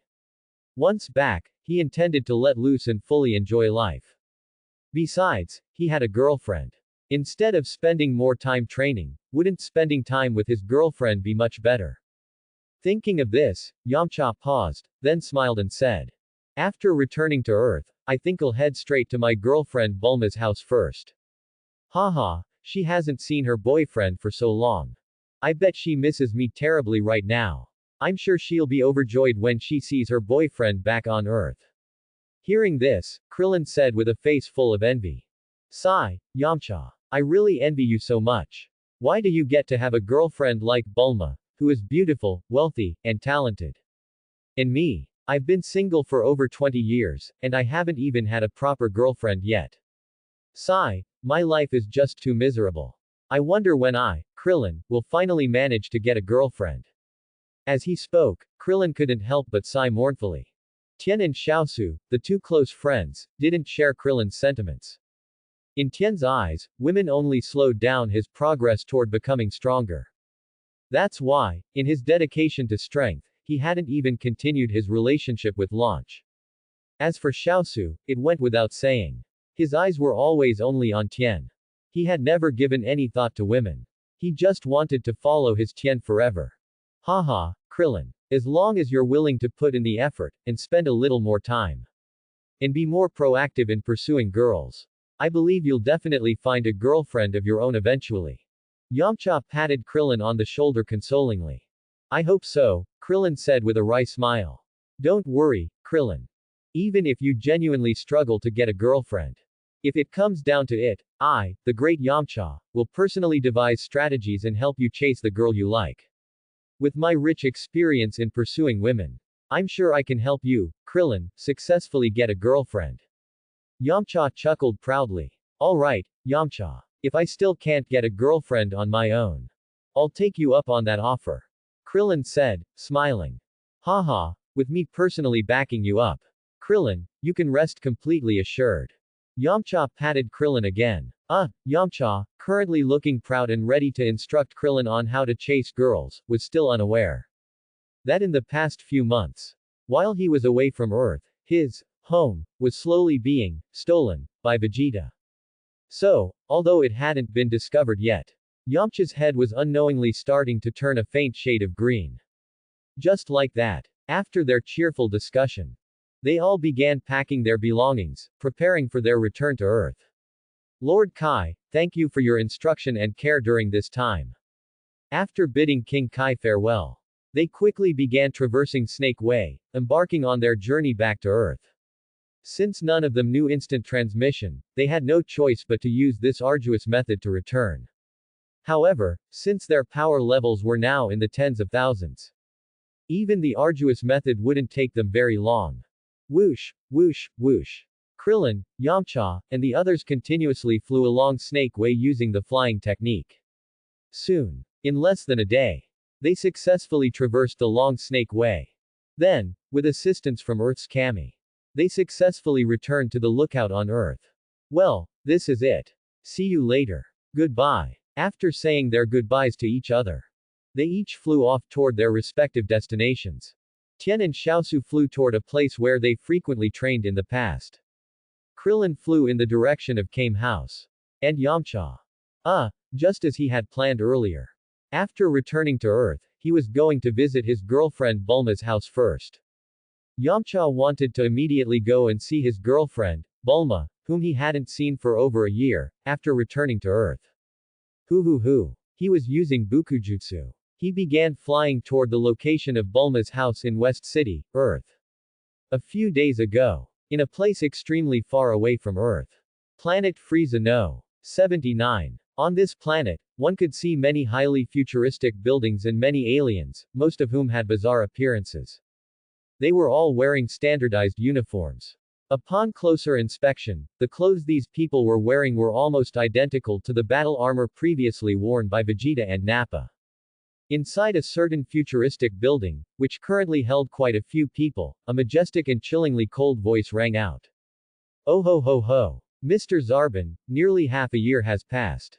Setting aside Raditz, who is confirmed dead, what about Vegeta and Nappa, who, after Raditz, took it upon themselves to travel to Earth, failing to follow the established plan of our Frieza force? In the past half year, have either of them returned to any planet under the influence of our Frieza force? The person speaking was comfortably seated on a hovering flight chair. He was short in stature. He had two horns growing from his head. His body was covered in wrinkled pink muscle. Dressed in battle armor, he was majestic and exuded a powerful presence. His entire being constantly radiated an intimidating aura of inherent authority, exclusive to those in high positions. And this person was none other than the biggest tycoon in universe real estate, Frieza, known as the Cosmic Emperor. After Frieza posed his question, someone quickly stepped out of the crowd. This person was tall and had long hair. Compared to the other strangely shaped Frieza Force personnel, his appearance was relatively handsome. And this person was Zarbon, whom Frieza had addressed. He bowed slightly and said respectfully to Frieza. Reporting, Lord Frieza. As of today, Vegeta and Nappa have not returned to any planet under the influence of our Frieza Force. Hearing this, a trace of displeasure crossed Frieza's face. However, he quickly continued to ask. Oh ho ho ho. Since Vegeta and Nappa haven't returned to any planet within our sphere of influence, has our Frieza Force received any new information regarding the two of them during this past half year? Reporting, Lord Frieza. We have not. The latest information we possess regarding Vegeta and Nappa is still only what you already knew half a year ago. Ever since the scouter worn over Vegeta's eye was destroyed because it couldn't withstand the energy of a certain individual on Earth whose power level exceeded 23,000, our Frieza Force has not received any new information about the two of them. Zarbon continued to report respectfully to Frieza, maintaining his bow. Oh ho ho ho. I see. Dong dong. Hearing this, Frieza tapped his seat with his fingers. He began to fall into deep thought. In fact, for Frieza, this was not the first time these Saiyans, including Vegeta, had been insubordinate. Situations where they took the liberty of going to a certain planet and then delayed reporting back to the Frieza Force, just like this time, had happened frequently before. It was just that no previous instance had been like this one, where, for a period exceeding half a year, Vegeta and the others had neither returned to any planet controlled by the Frieza Force, nor had the Frieza Force's intelligence system received any new information about them. Oh ho ho ho. Mr. Zarbon, considering that Vegeta and Nappa have been completely incommunicado for such a long time, do you think they have been killed by the people on Earth, just like Raditz? Or, are they actually still alive, but have left Earth and are hiding somewhere in the vast universe, thereby escaping the control of our Frieza Force? In which case, they would no longer need to work hard and risk their lives for our Frieza Force. I want to hear your thoughts. Frieza asked Zarbon after pondering for a moment. He already had some ideas in mind. But he still wanted to hear the opinion of Zarbon, his capable right-hand man. Zarbon frowned and thought about it. Then he continued to reply respectfully. Replying, Lord Frieza. Your subordinate believes both scenarios are possible. Regarding the first scenario, judging from the destruction of Vegeta's scouter due to its inability to withstand power exceeding its limit, Vegeta and his companion undoubtedly encountered a formidable opponent on Earth with a power level of 23,000 or more. When facing an opponent with such immense fighting power, although the destruction of Vegeta's scouter means we do not know what happened next, your subordinate suspects that there is indeed a certain possibility that Vegeta and Nappa have met the fate of your first scenario. They may have been killed on Earth, just like Raditz. He paused and continued. As for your second scenario, the probability is also significant. Because according to the data held by our Frieza Force, the planet called Earth, which Vegeta and the others traveled to, has a moon. And every Saiyan who still possesses a tail can undergo the Great Ape transformation via the full moon, drastically increasing their power. Furthermore, based on information we previously received, Vegeta and his companion actually made a point of arriving on Earth on a day when there was a full moon. Taking a step back, even if the moon was destroyed beforehand by the people on Earth, with the technology Vegeta possesses, he could create an artificial full moon. Therefore, it is also possible that after the scouter was destroyed, Vegeta and his companion successfully performed and completed the Great Ape transformation before the opponent could kill them. Thus, relying on the Saiyan characteristic of gaining 10 times their strength after the Great Ape transformation, they may have defeated the individual whose power level exceeded 23,000. And being able to defeat their opponents means that they are actually still alive right now. Yet, despite being alive, there has been no news of them for a long time. This can only mean that Vegeta and Nappa have probably hidden themselves within the vast universe. They intend to completely break away and withdraw from the control of the Frieza Force. And stop risking their lives for the Frieza Force. Zarbon respectfully spoke slowly. He revealed his views and analysis to Frieza, bit by bit. Oh ho ho ho. Mr. Zarbon, your perspective is generally similar to mine. I basically thought the same thing. Frieza nodded slightly, showing his approval of his subordinate's thoughts.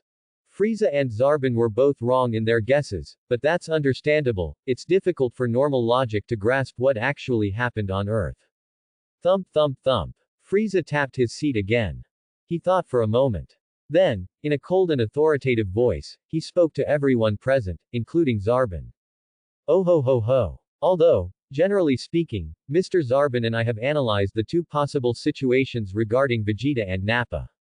It is still difficult to say which one is true. Or perhaps, some unexpected situation might have occurred. But no matter what, if they are alive, I must see the person, if they are dead, I must see the corpse. Regardless of whether those stinking monkey Saiyans, Vegeta and the others, are dead, escaped, or something else entirely. I have decided to send someone to that planet named Earth to investigate. Oh ho ho ho. Of course. While investigating, the Frieza Force will also take the opportunity to conquer and occupy that planet called Earth. That planet was already on the Frieza Force's future list of planets slated for conquest anyway. Conquering it ahead of schedule because of the investigation into Vegeta and the others is perfectly acceptable. Thump thump thump. Frieza tapped his seat with his finger again.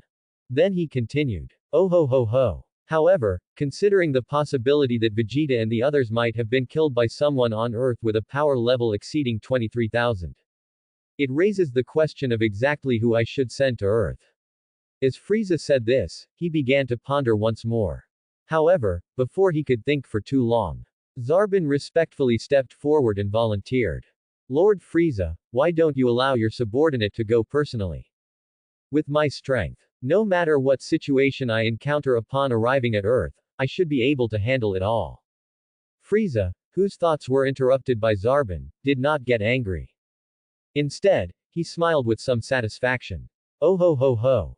Mr. Zarbin, based on my understanding of you, if you were to face someone with a power level exceeding 23,000, even with your current strength, you would need to transform before you could defeat such an opponent. And I know that for certain reasons you don't wish to disclose, you absolutely despise transforming. I never expected that for the sake of the Frieza Force, you would willingly risk having to transform by volunteering to go to Earth. Your actions show me that I have not misjudged you. Having a subordinate like you, Mr. Zarbin, I feel extremely happy and gratified. Yes, Lord Frieza. The loyal Zarbin said excitedly. Receiving praise and approval from Lord Frieza made him feel incredibly excited and pleased. This made him feel that even if, after going to Earth, he might be forced to use that hideous transformation, which makes the perpetually vain him feel so miserable he wants to die, it would all be worth it. Actually, besides loyalty, there was another reason Zarbin volunteered. That was, he felt that even if he didn't volunteer, Lord Frieza would likely choose him for this mission anyway. After all, if that individual with a power level over 23,000 still existed on Earth, it seemed no one else present, aside from him, had the combat strength to handle such an opponent. So, rather than waiting for Lord Frieza to explicitly name him, it was better to be proactive. This way, he could gain more favor from Lord Frieza. Oh ho ho ho. Very well, then it shall be. Faced with the loyal volunteering of his capable subordinate Zarbin, Frieza was about to agree to let him go. However, he stopped halfway through his sentence. Rumble. Because at that moment, a bolt of lightning inexplicably flashed through his mind. He didn't know why. This fleeting bolt of lightning gave him a bad premonition. This caused him to swallow the words he had already started to speak. Frieza thought for a moment longer. Then, he paused and said, "No, Mr. Zarbin. I appreciate your good intentions. But regarding sending someone to Earth this time, I won't trouble you, Mr. Zarbin." Huh. Zarbin was extremely puzzled by this. Lord Frieza had clearly been on the verge of accepting his offer to volunteer just moments ago. But at the last minute, Lord Frieza suddenly changed his mind. What exactly was going on? Frieza temporarily ignored Zarbin's confusion. He looked at a nearby subordinate who usually handled personnel liaison work and said, "Oh ho ho ho. Apul. Go immediately and contact the Ginyu Force. Tell them to temporarily put aside their current tasks and come to this planet to see me." Yes. That Frieza subordinate named Apul. After receiving Frieza's command, he quickly obeyed the order. and rushed off to contact the Ginyu force. What? The Ginyu force. Hearing this, Zarbon, who was already confused, became even more perplexed. Lord Frieza, why are you mobilizing the Ginyu force? Even if this mission involves potentially encountering someone with a power level over 23,000 after reaching Earth. Surely there's no need for the Ginyu force to personally step in, is there? Zarbon was utterly astonished. He couldn't understand why Lord Frieza would do this. As for a loyal subordinate like Zarbon, Frieza, having already issued the command, did not mind patiently explaining a few things to him. Oh ho ho ho. Mr. Zarbon. I don't know why. I suddenly have a rather bad premonition. I have a feeling that the Frieza Force's mission to send someone to Earth this time might not go very smoothly. We might encounter some unexpected trouble. Therefore, for this mission, rather than sending you, Mr. Zarbon. That bad premonition makes me prefer sending the Ginyu Force, who are far stronger than you. Frieza voiced the thoughts in his heart. In response, Zarbon retorted. Lord Frieza, I think you are being overly concerned. The planet named Earth is inherently a relatively low-level planet in the universe. For a place like that to produce someone with a power level exceeding 23,000 is already a miracle, already the limit. So, no matter how bad the situation gets, it's unlikely there will be any greater trouble than someone with a power level above 23,000. Zarbon paused after saying this, then boldly continued. Please forgive this subordinate for speaking out of turn. Sending the Ginyu Force to a low-level planet like Earth for a mission is simply overkill. It's like using a sledgehammer to crack a nut. As for Zarbon's rebuttal, Frieza was not angry. Oh ho ho ho. Mr. Zarbon. Actually, your analysis makes some sense. This time, it is indeed possible that this king has been overly cautious. This king's inexplicable bad premonition might not necessarily be true. But in order to eliminate that slight concern in this king's heart, and to allow this king to feel at ease about the Frieza Force's mission this time, this king believes that deploying the Ginyu Force this time is absolutely worth it. Alright, Lord Frieza. Hearing this, Zarbon found it difficult to say anything more. After all, he was just a subordinate. The fact that Lord Frieza would speak so much to him was already a great blessing. He couldn't push his luck, because Frieza and Zarbon were currently on planet Frieza No. 79. Meanwhile, the Ginyu Force was on another planet under the Frieza Force's influence. So, from the moment Frieza ordered his subordinates to contact the Ginyu Force, it would take some time for them to arrive at the current location. However, fortunately, the planet where the Ginyu Force was currently located was not very far from planet Frieza No. 79. So, after a not too long period of time, in outer space not far from planet Frieza number 79, 5 spherical universe spacecraft, trailing long fiery contrails, had already appeared. They flew towards planet Frieza number 79 at an astonishing speed without stopping. At the same time, the liaison named Aptul, whom Frieza had sent out earlier to contact the Ginyu Force, ran up to Frieza, bowed, and respectfully reported to Frieza. Reporting to Lord Frieza. The Ginyu Force, a total of 5 people, will arrive in approximately 5 minutes. At planet Frieza number 79, where we are currently located. Hearing this, Frieza was very pleased. Oh ho ho ho. Ginyu Force. Truly worthy of being this king's strongest unit. They arrived so quickly. They are truly decisive and don't waste any time. The corners of Frieza's mouth curled slightly, revealing a joyful smile. Oh ho ho ho. Come, Mr. Zarbon, Mr. Dodoria, Kui, and everyone else. All of you, come outside with this king.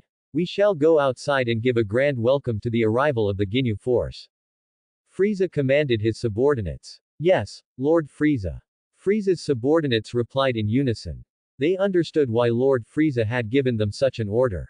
They knew that Lord Frieza was using his actions to win over the hearts of the Ginyu Force. Therefore, they had no dissatisfaction whatsoever with Lord Frieza's behavior. Instead, they admired their Lord Frieza from the bottom of their hearts for showing such respect for the strong and for treating talented individuals with courtesy. They felt that a boss like Lord Frieza, who possessed both strength and immense charisma, was truly worth their unwavering loyalty and support. As for the thoughts of his subordinates at this moment, as a qualified superior, Frieza himself naturally had some insight. He nodded secretly. He was very satisfied with his performance as a boss. He believed that with his formidable strength and personal charisma working in tandem, the entire Frieza force, with the exception of Vegeta and those few smelly Saiyan monkeys, would not have anyone who would defy him or be disloyal to him. Perhaps this is why Frieza was later resurrected by his subordinates in Dragon Ball Super. If Frieza were merely a powerful tyrant without any personal charisma, then his subordinates would not have willingly risked so much to use the Dragon Balls on Earth to resurrect him. Soon, everyone walked outside. They arrived at a place on the planet specifically designed for Universe spacecraft to land. Frieza and his entourage were to welcome the arrival of the Ginyu Force at this location. Approximately a few minutes later, in the planet's atmosphere, 5 spherical Universe spacecraft, rubbing with sparks, plunged towards the ground. Soon, before everyone's eyes. Swish swish swish. Bang bang bang. The 5 spherical Universe spacecraft landed one after another. And because this area was equipped with high-tech cushioning air pads specifically for Universe spacecraft landings, despite the significant impact upon landing, they did not cause any damage to the environment. Naturally, there were no craters or dust. Swish. Swish. 5 figures were seen leaping out of the opened hatches of the Universe spacecraft. Thud. Thud thud. Thud thud. After landing, the 5 quickly lined up in a row. Accompanied by background music, they began to perform their unique and bizarre poses one after another. Whoosh. Rikum. This person was burly, with yellow skin and red pineapple-like hair, possessing a somewhat simple-minded aura. He was Rikum. Clap. Birder. This person was tall, with red eyes and almost entirely blue skin. He was Birder. Swish. G-Ice. This person had red skin and long white hair on his head. He was G-Ice. Shaw. Goldo. This person was short, with green skin and 4 eyes. He was Goldo. Clang. Ginyu. The last person had pale purple skin and, like Frieza, had 2 horns on his head. This person was none other than Ginyu, the captain of the Ginyu Force. All members assemble. Ginyu Force. With their final unison, the Ginyu Force and the others had all struck their unique and bizarre poses. As for the Ginyu Force's 5 members' peculiar dance steps and strange poses, Frieza and his subordinates, although feeling a bit awkward from the very beginning, chose to remain silent and watch the entire series of bizarre and strange movements and poses from start to finish. Frieza, as a boss, showed appreciation and tolerance for talent, while his subordinates, out of respect and admiration for the strong, watched the entire series of bizarre and strange movements and poses from start to finish. The 5 members of the Ginyu Force seemed oblivious to the awkwardness of their boss, Frieza, and everyone else present. Instead, they excitedly began to discuss among themselves. Our entrance this time was simply too cool. It was cool indeed, and I think our entrance this time seemed even more perfect than last time. Oh, I didn't expect you to think the same as me. I feel that way too. Haha, this is all thanks to me, your captain. If I, your captain, didn't constantly supervise your practice, could you have performed this entrance pose so perfectly? Seeing the 5 still chattering away. Cough, cough, cough. Frieza had no choice but to cough, interrupting their discussion. Noticing their boss had spoken, the 5 members of the Ginyu Force temporarily stopped their discussion. Soon, the 5 members of the Ginyu Force, still full of excitement and enthusiasm, all walked up to Frieza. Captain Ginyu, gesticulating wildly, smiled and spoke to his boss, Frieza. Lord Frieza, what do you think of the Ginyu Force's entrance pose? Is it handsome? Is it cool? Oh ho ho ho. This king thinks it's not bad. Frieza praised him against his true feelings. As a superior, he naturally wouldn't say anything unpleasant to a group of capable subordinates like the Ginyu Force. Moreover, as long as his subordinates worked well and successfully completed every mission he assigned, he didn't mind if his subordinates had any strange hobbies. Ginyu, having received Frieza's praise and approval, became even more excited and thrilled. Haha, Lord Frieza, you truly live up to your name. You are truly discerning and appreciate talent so well. Frieza thought to himself. No. While this king admits he is very discerning, he cannot appreciate such bizarre and strange dance poses as yours. Ginyu, of course, had no idea of his boss's true thoughts at this moment. He continued to gesticulate wildly and laugh. Haha, Lord Frieza. Since you think our performance was not bad, why don't you join us for a dance now? What do you think? Regarding this, Frieza naturally didn't think it was a good idea. He politely refused, saying, "Oh ho ho ho. Captain Ginyu, that's a good idea. This king appreciates your kind intentions. But this king thinks we should save the dancing for next time." At this point, he paused slightly. Then, the expression on his face slowly became serious, and he spoke in a very earnest tone. "Oh ho ho ho. This king thinks we should discuss serious matters now." Seeing the change in his boss's expression and tone, Ginyu also put away his playful smile, and his expression immediately became very serious as he replied. "Understood, Lord Frieza." Immediately, the 5 members of the Ginyu force all began to listen attentively to what Lord Frieza was about to say. "Oh ho ho ho. The situation is as follows. This matter starts with Vegeta and those Saiyans taking the liberty to invade Earth." Thus, Frieza recounted the entire story, its causes and effects, from beginning to end. And then detailed the mission he needed the 5 members of the Ginyu force to carry out. "Understood, Lord Frieza. We have understood the past events and the mission you need us to undertake." At this point, Ginyu thought for a moment, then paused and continued. "However, your subordinate still has a small question for Lord Frieza." "Oh ho ho ho. What small question?" Frieza gestured for Ginyu to ask freely. "It's like this, Lord Frieza. Although the possibility is very low.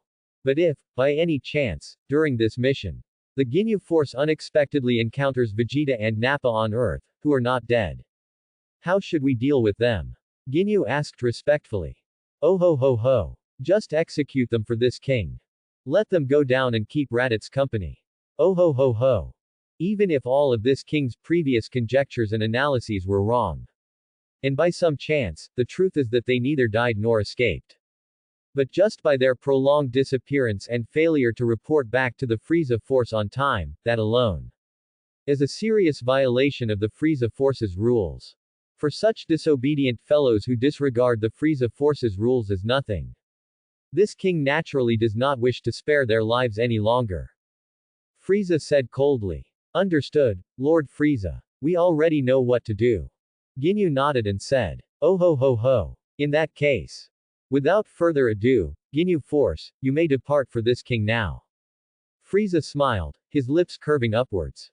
Although he had a slight premonition earlier, his intuition told him that this mission for his Frieza force to Earth might not go too smoothly. However, the Ginyu force was, after all, an absolute elite unit personally hand-picked by Frieza himself. Selected from countless powerful universe warriors, consisting of 5 individuals led by Captain Ginyu. He believed that with the Ginyu force's immense strength, no matter what troubles or resistance they encountered on Earth, they would absolutely be able to crush it all. "Alright, Lord Frieza. You can rest assured and leave everything to us. We guarantee we will complete the mission." The 5 members of the Ginyu force declared in unison, vouching for themselves. "Oh ho ho ho. That would be for the best." Frieza was very satisfied with the military pledge made by the Ginyu force and the others. "Brothers, let's depart now." Ginyu looked at G-Ice and the other 4 and said. "Understood, Captain Ginyu." G-Ice and the 4 others responded in unison.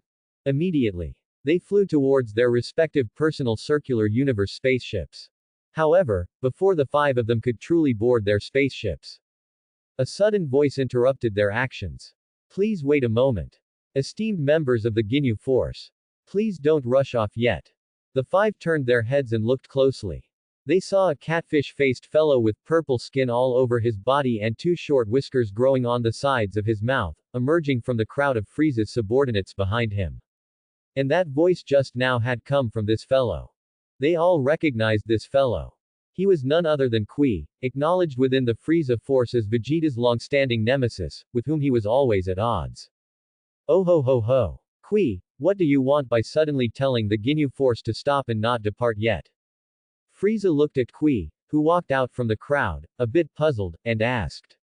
At the same time, a trace of displeasure flashed across his face. Frieza didn't know what this catfish-faced guy, Kui, was up to. The mission he had given to the Ginyu force was about to begin.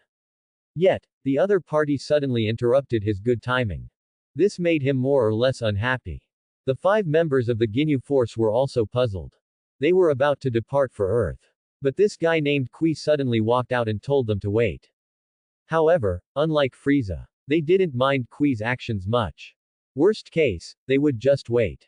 They would first see what the other party was going to do next. Going to Earth wasn't a matter of such urgency after all. Kui seemed to have noticed Frieza's displeasure. He first bowed respectfully at a 90-degree angle to Frieza, showing his apology. Afterward, he looked at the Ginyu force and the others, then at Lord Frieza. Then he spoke to Frieza and the 5 members of the Ginyu force. Lord Frieza and the esteemed members of the Ginyu force. It is like this. From what this subordinate heard, from the moment Lord Frieza replied with execution to Lord Ginyu's question about how to deal with Vegeta if he were still alive on Earth. This subordinate began to ponder and consider with hesitation. Ultimately, this subordinate still feels that for this mission concerning Earth, I also wish to go along. Although the probability of encountering Vegeta on this mission is very small, and given this subordinate's strength, there might be certain risks. But even for the slightest chance that this subordinate can personally kill Vegeta, this subordinate has decided to participate in this mission. I hope Lord Frieza and the esteemed members of the Ginyu force can grant this wish. And please forgive this subordinate's previous indecision. For dragging things out until the esteemed members of the Ginyu force were close to departing before speaking. By this point, Kui was already kneeling on one knee, his face full of sincerity. Kui, as long as Lord Frieza agrees. We, the Ginyu force, don't have any objection. Ginyu replied on behalf of his Ginyu force. He felt that this request from the other party was a minor matter. Moreover, it wasn't bad to have an extra subordinate who could do odd jobs on this mission. It could also be considered a vacation for Goldo, the weakest member of the force who was usually responsible for miscellaneous tasks. And Frieza, seeing the other party's sincerity, he put away his previous displeasure and said, "Oh ho ho ho. Kui, since the Ginyu force doesn't object, and you personally aren't afraid of taking risks, then this king can agree to your participation in this mission as well. As for your procrastination this time, this king will forgive you this once, seeing that you are still quite sincere. However, you must never commit such an act again." "Yes, thank you, Lord Frieza." Kui bowed again. Actually, it wasn't that he deliberately procrastinated. It was just for that tiny chance to personally kill Vegeta, which would put him at risk of losing his life, making him incredibly indecisive. Although he would be going with the powerful Ginyu force. They were a group of eccentric individuals, and he wasn't part of their force. So, if he really encountered any accident on Earth, these guys might not necessarily save him. However, his obsession with the opportunity to personally kill his arch-nemesis, Vegeta, ultimately outweighed his fear of death, leading him to decide to participate in this mission at the last moment. "Oh ho ho ho. However, Kui, although this king has agreed to your request. But how do I seem to remember that your power level and Vegeta's were actually about the same, both seemingly 18,000. So even if you really did encounter Vegeta, this king believes it would be very difficult for you to defeat and execute Vegeta by yourself, wouldn't it?" Frieza didn't know where Kui's confidence came from, so after agreeing to the request, he asked with a bit of curiosity. "Lord Frieza, you are unaware. In this recent period, this subordinate's strength has improved. So if Vegeta is still alive, with his power level of 18,000, if he encounters this subordinate, he will absolutely be no match for this subordinate." Kui said this with a confident smile. "Oh ho ho ho. Is that so? Mr. Dodoria, use your new power level scouter to show this King Kui's current power level."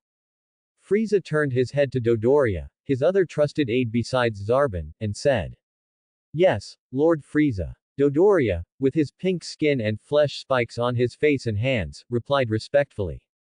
"Beep beep beep. Reporting, Lord Frieza. Kui's power level has already reached 20,000. Dodoria reported to Frieza with surprise. He hadn't expected Kui to improve so much.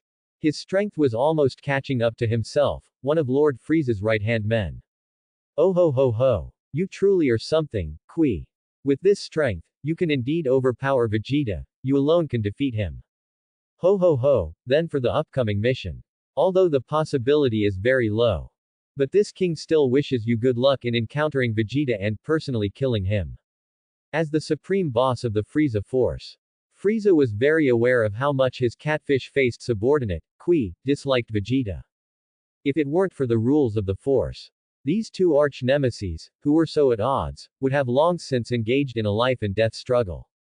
And next. Because there were no more questions. So very quickly. The Ginyu Force and Qui, a total of 6 people, boarded their respective exclusive circular spaceships. Leaving planet Frieza No. 79. Heading towards Earth. West City. Yamcha had now arrived at Bulma's house entrance. After ringing the doorbell, it was Bulma's mother who opened the door for him. She smiled and said, "Oh, isn't this little Cha? It's been so long. You haven't visited our house for such a long time. Were you busy with something?" Yamcha rubbed his head and chuckled. "Haha, auntie. Didn't Bulma tell you that I left Earth for King Kai's planet because of Cultivate? That's also why little Cha hasn't been able to visit your house for a long time." Hearing this, Bulma's mother continued to smile and said, "So that's how it is. But Bulma herself never told me about these things." "Alright then. Auntie, is young Miss Bulma home right now?" Yamcha asked with a smile. "Bulma, she is home right now. She hasn't gone out for the past 6 months. Ever since a guest came to our house previously, she's been staying home every day, not going anywhere." Bulma's mother said with a slight smile as she led Yamcha into the house. A guest. Yamcha was a bit puzzled. However, from what Bulma's mother said, it seemed Bulma had been staying indoors for a long time because of a guest. Ever since that guest arrived, Bulma seems to frequently help him repair that room, and then she gets very busy. I don't really understand the specifics. You young people should just talk it out yourselves. And because Bulma's house was very large, to make it easier for Yamcha to find her daughter, Bulma's mother told Yamcha the specific place where Bulma had been spending most of her time lately. Afterward, tap, tap, tap. Yamcha walked towards the place she had mentioned. As he got closer and closer to that place, Yamcha began to hear Bulma's voice. "Vegeta, how did you blow up the gravity training room again? I've told you countless times. Take it easy when you cultivate. Stop blowing up the gravity training room all the time." Bulma's voice was a bit loud, her tone somewhat complaining, with a hint of accusation. HMPH. Although he didn't quite understand, Yamcha continued walking, then heard a man's cold snort. "Even though repairing the gravity training room after you blow it up is much simpler than building a new one from scratch, it's still very tiring and takes some time, alright. Are you trying to work this young miss to death?" By the time Bulma said this, Yamcha had already reached their location. "Bulma." Yamcha directly greeted Bulma. Hearing this, Bulma, who had originally intended to continue her accusations and complaints towards the man in front of her, paused and stopped speaking. She turned her head to look. "Oh, Yamcha, you're finally back from King Kai's planet." However, perhaps because she had been angry earlier, even seeing her boyfriend Yamcha return, Bulma's expression was not as happy as Yamcha had imagined. Of course, her anger here was naturally not directed at Yamcha. "Yes, I'm back. Bulma, who is this?" Yamcha asked Bulma, looking at the man whom Bulma had just been scolding and complaining about. He didn't know why, but Yamcha felt that this man, with a visibly receding hairline and short stature, looked somewhat familiar. Hearing this, Bulma was about to answer. But before she could speak, Yamcha remembered. He spoke first, loudly, "HMPH. Isn't this the Saiyan who wanted to invade Earth before? I remember he's called Vegeta. I saw him on King Kai's planet through King Kai's abilities." His tone was extremely cold. Towards such a fellow who had once wanted to conquer Earth, he naturally had no pleasant expression at this moment. Why is he here? Besides that, there was extreme confusion. Previously, while watching the battle on King Kai's planet, he had to comfort Son Goku, who had learned the truth about the Great Ape transformation. So, he stopped watching that battle after seeing Vegeta successfully transform into a Great Ape. Afterward, he only learned from King Kai that Piccolo had let the opponent go after defeating him. He didn't know the further details. Although he didn't understand why Piccolo let Vegeta go at the time, he thought that after escaping with his life, the opponent should have already left Earth, right? Why was he now in Bulma's house? Vegeta naturally noticed Yamcha's unfriendliness. Although he had never seen Yamcha before, having already perfectly learned to sense chi, he could discern a bit of the opponent's strength. It was clear that the opponent's strength was far inferior to his own. He curled his lips and sneered contemptuously at Yamcha. HMPH, what this Minnow says is indeed correct. The Saiyan who invaded Earth before was indeed this prince. But so what? You're not convinced. Hearing this, Yamcha clenched his fists, staring intently at Vegeta, looking as if he wanted to devour him. The reason he didn't choose to make a move was because he could feel that the opponent's chi was unfathomable.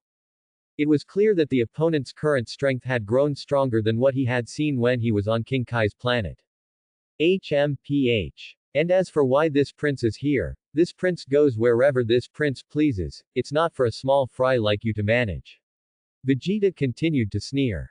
He simply didn't put a small character like Yamcha in his eyes. Crack, crack. Facing the opponent's expression and words, Yamcha furiously clenched his fists, making cracking sounds.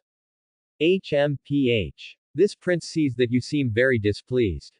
If you have the guts, you can make a move anytime. This prince doesn't mind letting you die once. Vegeta was completely indifferent to the opponent's anger. Moreover, he felt that his temper was a bit strange now. After all, if it were his former self, if someone dared to speak to him in such a tone when their strength was inferior to his, he would have killed them long ago.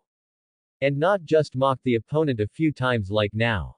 Of course, if the opponent dared to actually make a move, he would still ruthlessly kill the opponent without mercy, just like before. After all, he was the dignified Saiyan prince, and not just anyone could provoke him. Crack, crack. At this moment, Yamcha clenched his fists even tighter, and his face had turned crimson. Even knowing that he might not be the opponent's match, he, having reached his limit, still wanted to make a move. And just as he was about to act, he heard Bulma dissuade him. Oh, Yamcha. You should just let it go. Anyway, what happened before is in the past. Vegeta definitely no longer wants to conquer Earth or anything like that now. Saying this, she turned her head and smiled at Vegeta, asking, am I right, Vegeta? HMPH. Vegeta naturally just snorted coldly in response, saying nothing. However, in his heart, it was just as Bulma said. He no longer wanted to conquer Earth now. He had lost interest in such things. Right now, Vegeta only wants to become stronger, stronger, and even stronger. And then completely trample everyone under his feet, including Piccolo, Gohan, the Kakarot he has never met, and Frieza.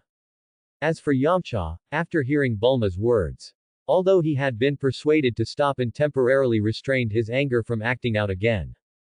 But now he started to become extremely confused. He looked at Bulma, his face full of disbelief, and said, Hey, Bulma. Are you serious? How could you think that this guy named Vegeta won't pose a threat to Earth anymore? Yamcha now felt that Bulma must have gone crazy. How could she think that a cold-blooded Saiyan like Vegeta could turn over a new leaf? Yamcha thought this was simply the biggest joke in the world. Yamcha, of course I'm serious. Besides, look, Vegeta didn't refute me just now. Moreover, what I said isn't baseless. Vegeta has actually been here for quite a while. He hasn't done anything too outrageous up until now. It's just that sometimes his personality is a bit too terrible. Bulma explained, smiling at Yamcha. Hearing this, Yamcha was speechless. And a little depressed. He thought to himself. That Vegeta just now certainly didn't refute you. But he didn't respond to you with an affirmative either. Who knows what a cold snort means? After being speechless and thinking for a moment, Yamcha spoke again. Bulma. Even if this guy named Vegeta really hasn't done anything outrageous recently. But there's the precedent of him trying to invade Earth set right there. It's hard to say whether he will do something bad again in the future. Anyway, I think this guy is untrustworthy and very dangerous, a ticking time bomb that threatens Earth at any time. For safety's sake, you should stay away from this kind of dangerous individual. It would be best to make him get out of your house and leave Earth. When Yamcha reached this point, his tone had become earnest and heartfelt. He was trying to persuade Bulma to wake up and stop being so stubbornly misguided. However, it was obvious. Bulma did not heed his words. She smiled, sticking to her own opinion, and said, "Oh dear, Yamcha, you're overthinking it. Everyone makes mistakes sometimes. I believe the current Vegeta must have completely reformed. In short, he is definitely not a bad person anymore. Just relax." Seeing that his previous words failed to convince Bulma, Yamcha naturally wouldn't give up just like that. However, before he could figure out how to continue persuading Bulma, Vegeta, who had originally been quiet on the side, and whom they didn't know if he was still listening to them talk, suddenly spoke up impatiently. HMPH. Bulma, you talk too much nonsense. Instead of wasting time talking so much with that kind of trash, hurry up and fix the gravity training room that this prince blew up. This prince still needs to continue to cultivate using it. Hearing the tone Vegeta used when speaking to Bulma, Yamcha found it unbelievable. Is this the attitude one should have when asking someone for a favor? How could he be so self-righteous?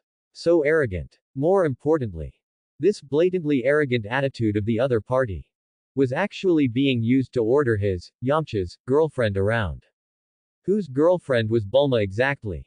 If others didn't know better, they might think Bulma was Vegeta's girlfriend. Thinking of this, Yamcha felt extremely angry and displeased.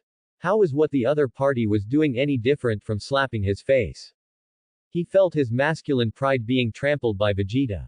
However, before he could erupt, Bulma unexpectedly said, "All right, Vegeta. I will fix the cultivate room quickly for you. You can rest assured." Actually, Bulma had been a little full of life chi that Vegeta had once again blown up the gravity room while cultivating. This meant she had to spend time and energy repairing it again. But during the time since Yamcha appeared until now, she had essentially calmed down the previous chi. Then, facing Vegeta's recent demand that she quickly fix the gravity room, she habitually and naturally agreed to him, just as she had done many times before. It could be said that Bulma didn't feel there was anything wrong or inappropriate with her response. And what about Yamcha, who originally wanted to erupt? After hearing Bulma's words, his heart felt like a deflated balloon, utterly cold and disheartened. The life chi he originally wanted to feel couldn't arise. He never expected his girlfriend's reaction to the other party's arrogant words would be one of such natural acceptance. How could he, her boyfriend, still feel life chi? Should he feel life chi along with his own girlfriend? As for persuading his girlfriend Bulma to recognize Vegeta's true nature and to stay away from him, Yamcha felt that given the current circumstances, he could only temporarily give up and set the matter aside. However, this did not mean he had given up. Yamcha felt that there should still be plenty of opportunities later to persuade Bulma and successfully convince her. After all, in his view, a scoundrel like Vegeta would sooner or later reveal his evil face and true nature. He believed this was only a matter of time. Moreover, he thought that day shouldn't come too late. He just hoped that when that time came, Bulma wouldn't regret it too late or suffer any irreversible losses. As for Vegeta, who heard Bulma agree to him, just as she had done many times before, he simply said, HMPH. Anyway, just hurry up and fix it for this prince. This prince is going to eat now. This prince hopes to see you already formally starting work when this prince returns after eating. After speaking, Vegeta turned and walked toward Bulma's family restaurant without looking back. Since Bulma had been with Vegeta for a long period of time, Bulma knew that this Saiyan, Vegeta, had the same massive appetite as Son Goku.